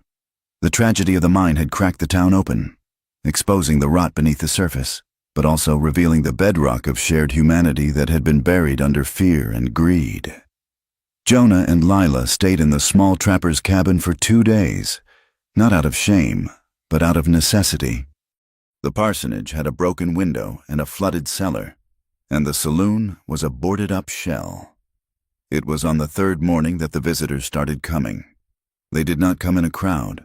They came singly, or in pairs, creeping up the muddy path to the cabin like shy deer. Mrs. Miller came first. She brought a loaf of sourdough bread, wrapped in a clean towel, still warm from the oven. She stood at the door, twisting her apron in her hands, looking at Lila. "For the boy, Mrs." Miller said, her voice thick. "For bringing my Billy out." Lila, who had faced down drunkards and mobs without flinching, felt her throat close up. She took the bread, the warmth of it seeping into her cold fingers. "Thank you, Mrs. Miller," she whispered. Later, a miner's wife brought a jar of preserved peaches, the glass glowing like amber in the gray light. A man whose brother had been dug out of the rubble left a heavy wool blanket on the step without a word, simply nodding to Jonah before walking away. Lila sat at the rough table, staring at the jar of peaches. She was shaking. "I don't understand," she said to Jonah. "They don't owe me anything. I did what anyone would do. They are not used to kindness that doesn't come with a bill." "Lila," Jonah said, slicing the bread, "and neither are you." The reckoning for Caleb Barton happened in the town hall on a Thursday. It was not a court of law. There was no judge within 200 miles. But it was a hearing of the people, presided over by the town marshal and a council of elders. The hall was packed. Men stood shoulder to shoulder along the walls, their hats in their hands, the smell of damp wool and tobacco filling the room. Barton sat at a small table in the front. He looked smaller than he used to. The bluster was gone, replaced by a twitchy, nervous energy. He kept smoothing his vest, as if trying to flatten out the wrinkles of his reputation. The testimony was damning. One by one, miners stepped forward. They spoke of the rotting beams in Tunnel 4. They spoke of the foreman threatening to dock their pay if they took time to shore up the roof. They spoke of the boys, the slate pickers who were listed on the books as 18 but were barely 12. Jonah spoke last. He stood tall, his arm in a sling, the bruise on his face fading to a sickly yellow. He did not shout. He did not preach. He simply laid out the facts. Greed is not a crime in the statute books. "Perhaps," Jonah said, his voice carrying to the back of the room, "but negligence is, Mr." Barton gambled with human lives to save the cost of timber, and when the wager went bad, he tried to seal the tomb rather than save the men inside. Lila sat in the very last row, hidden in the shadows of the doorway. She had not been summoned. She knew her voice would not carry weight here, but her presence was a weight in itself. Every time a person turned and saw her, pale, quiet, watching, they were reminded of the mob, of the branding iron, of the fact that the woman they had called a devil had shown more godliness in the dark than the town pillar had shown in the light. Some glared at her, their prejudice too deep to be washed away by one rainstorm. But others, men who had screamed for her blood just a week ago, looked at their boots when they passed her. The judgment, when it came, was imperfect. This was the West, and money still held the high ground. Barton was not jailed, but he was stripped of sole control over the mine's safety operations. A committee of miners was established to approve all structural work, and he was ordered to pay restitution, $500 to the family of each man who died, and $50 to the injured. It was a heavy blow to his fortune, but a mortal blow to his pride. As the meeting broke up, Barton walked out. He passed Jonah. He stopped, his face twisting with a mix of hatred and defeat. "You think you won, preacher," Barton hissed. "But you are still a disgraced man, and she is still a whore. Money grows back, reputations do not." Jonah looked at him calmly. "I would rather have a ruined reputation and a clean soul, Mr. Barton, than a mountain of gold and the blood of children on my hands. Mrs." Martha Pike did not give up easily. She cornered Jonah the next day outside the general store. She looked stiff, her black dress unyielding, her face set in lines of grim disapproval. "I will admit, Mrs. Pike said, sniffing, that I was mistaken about the mine. Mr. Barton deceived us all." She paused, waiting for Jonah to absolve her. He remained silent. "However," she continued, her voice hardening, "that does not change the other matter. You have fallen into scandal. Reverend, you have consorted with that woman. You have spent nights in her company without the sanction of marriage. The town is talking." "Let them talk," Jonah said. "It is untoward." "Mrs. Pike insisted. "If you care about the church, you will step down. You cannot lead a flock when you are wallowing in the mud with the lost sheep." Jonah looked at the church steeple, rising stark against the blue sky. "You are right. Martha," he said. "Mrs. Pike blinked, surprised. "I am. I cannot preach in the old way," Jonah said. "I cannot stand up there and pretend I am better than the people in the pews. I cannot talk about sin as if it is something only other people do." He looked back at her, his eyes clear and steady. "But I will not step down. If I speak of God from now on, I will speak as a man who knows what it is to be flawed. I will speak as a man who knows that sometimes the holiest thing you can do is love someone the world calls unworthy. And if the congregation does not want to hear that, they can lock the doors. But I will not leave, Mrs.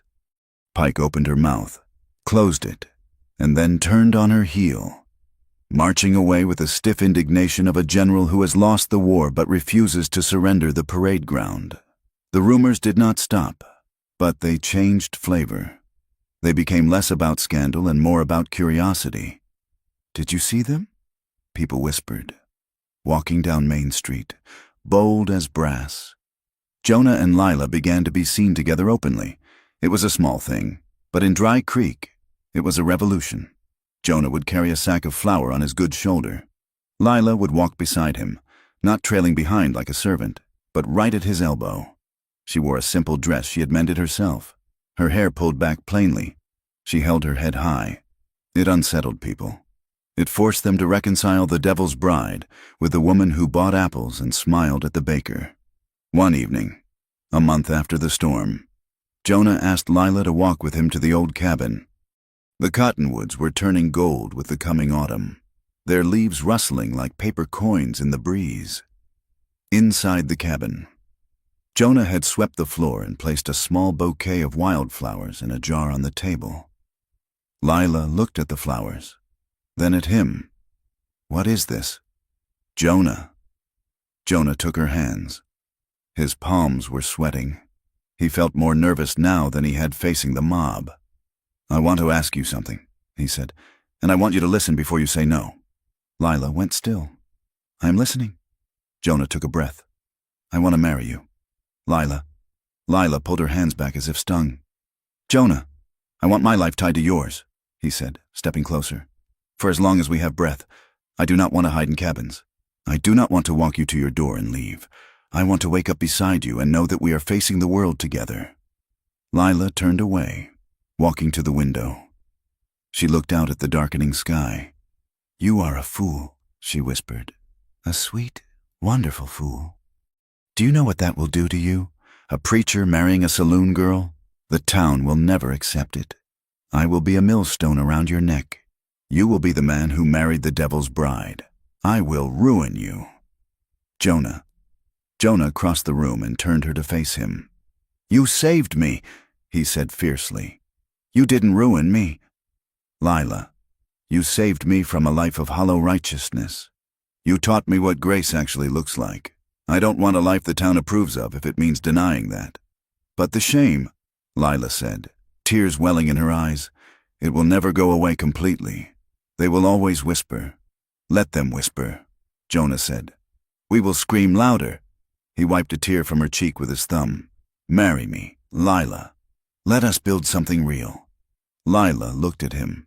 She saw the stubborn set of his jaw, the love that radiated from him like heat from a stove.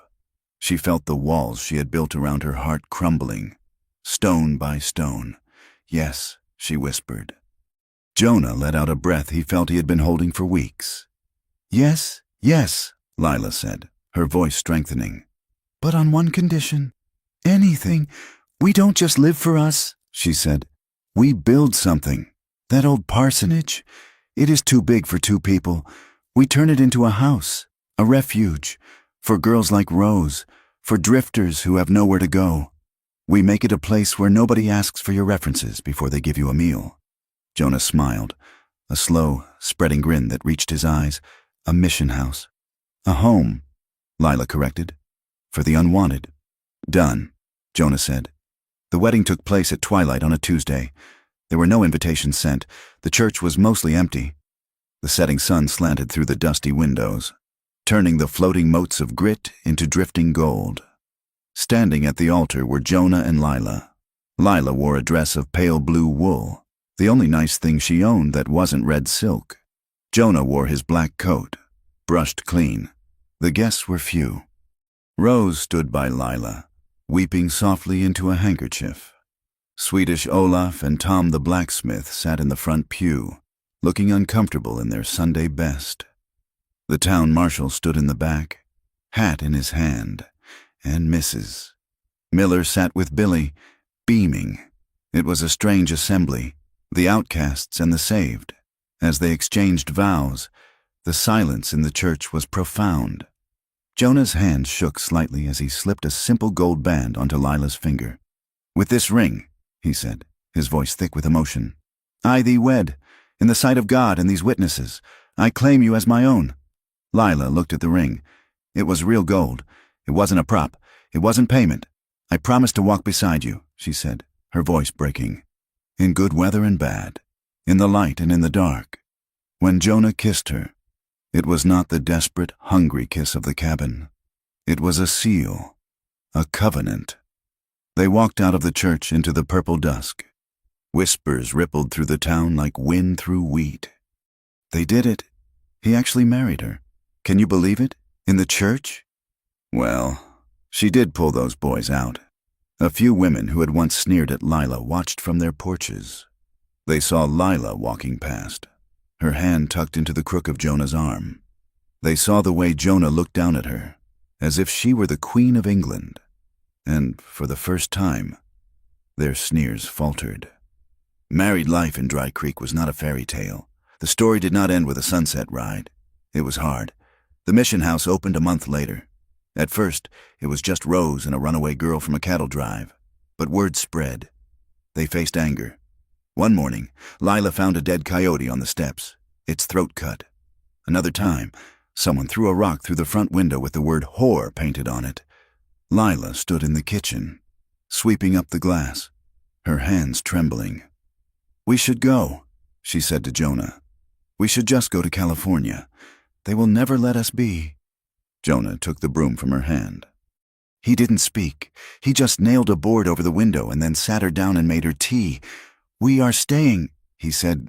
This is just noise. Lila. The nights were hard too. Lila would wake up screaming, the memory of the dark tunnel or the branding iron vivid in her mind. She would thrash, fighting off invisible hands. Jonah would be there instantly. He would pull her close, holding her tightly until her breathing slowed. He didn't offer empty platitudes. He just offered his presence. I'm here. You are safe. The mountain didn't get you, but there was joy. Pure, unguarded joy that tasted sweeter because of the bitterness around it. There was the night Lila taught Rose to read. They sat at the kitchen table by lantern light.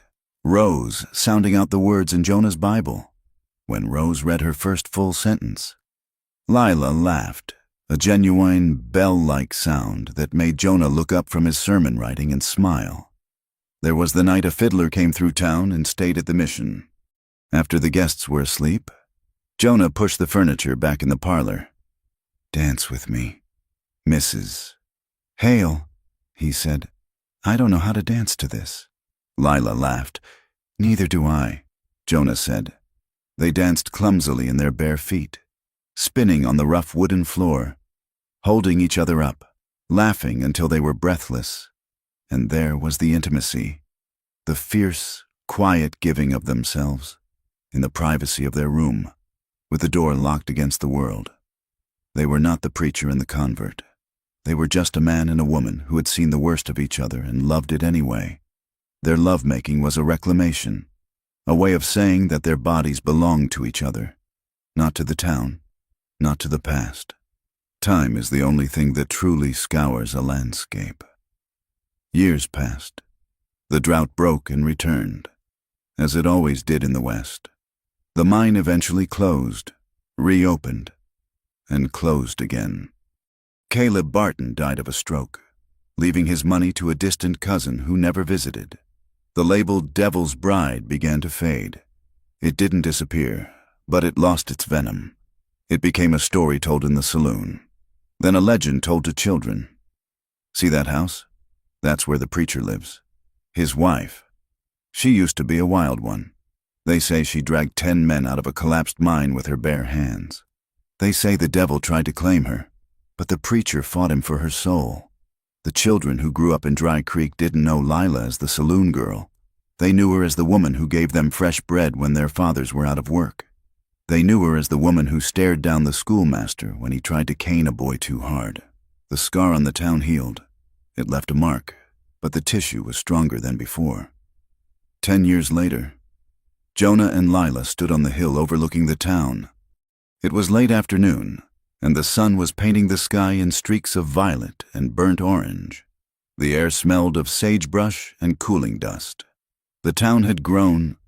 There were more houses now, and the church had a fresh coat of white paint. The mission house was bustling. They could see Rose, now a grown woman, hanging laundry in the yard. Jonah was older. The gray was dusting his temples, and his limp was more pronounced on damp days. Lila had lines around her eyes. The map of a life lived hard and fully. Jonah reached out and took her arm. He pushed up the sleeve of her dress, revealing the faint, white scar on her forearm, not from a brand, but from where the rocks had cut her in the tunnel. He traced it with his thumb. Do you remember? He asked softly. Lila looked down at the town. I remember the heat, she said. I remember the iron glowing. They still call you that sometimes. Jonah said, the old ones, the Devil's Bride. Lila smiled. It was a calm, weathered smile. Let them, she said. It's just a name. Jonah shook his head. If anyone calls you that again, I will tell them the truth. And what is the truth? Reverend? Lila asked, teasing him gently. Jonah looked at her. The truth is that you were the one who saved a preacher's life, and you taught him what love really is. You are not the Devil's Bride. Lila, you are the woman who walked into hell to bring the light. Lila leaned into him, resting her head on his shoulder. Her eyes were wet, but her gaze was steady as she looked out at the vast, unforgiving horizon. We saved each other.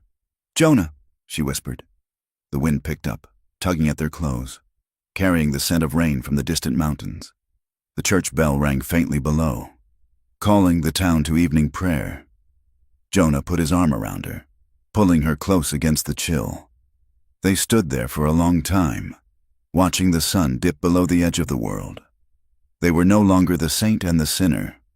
They were just two stubborn, flawed souls who had chosen love over fear in the wild, harsh West.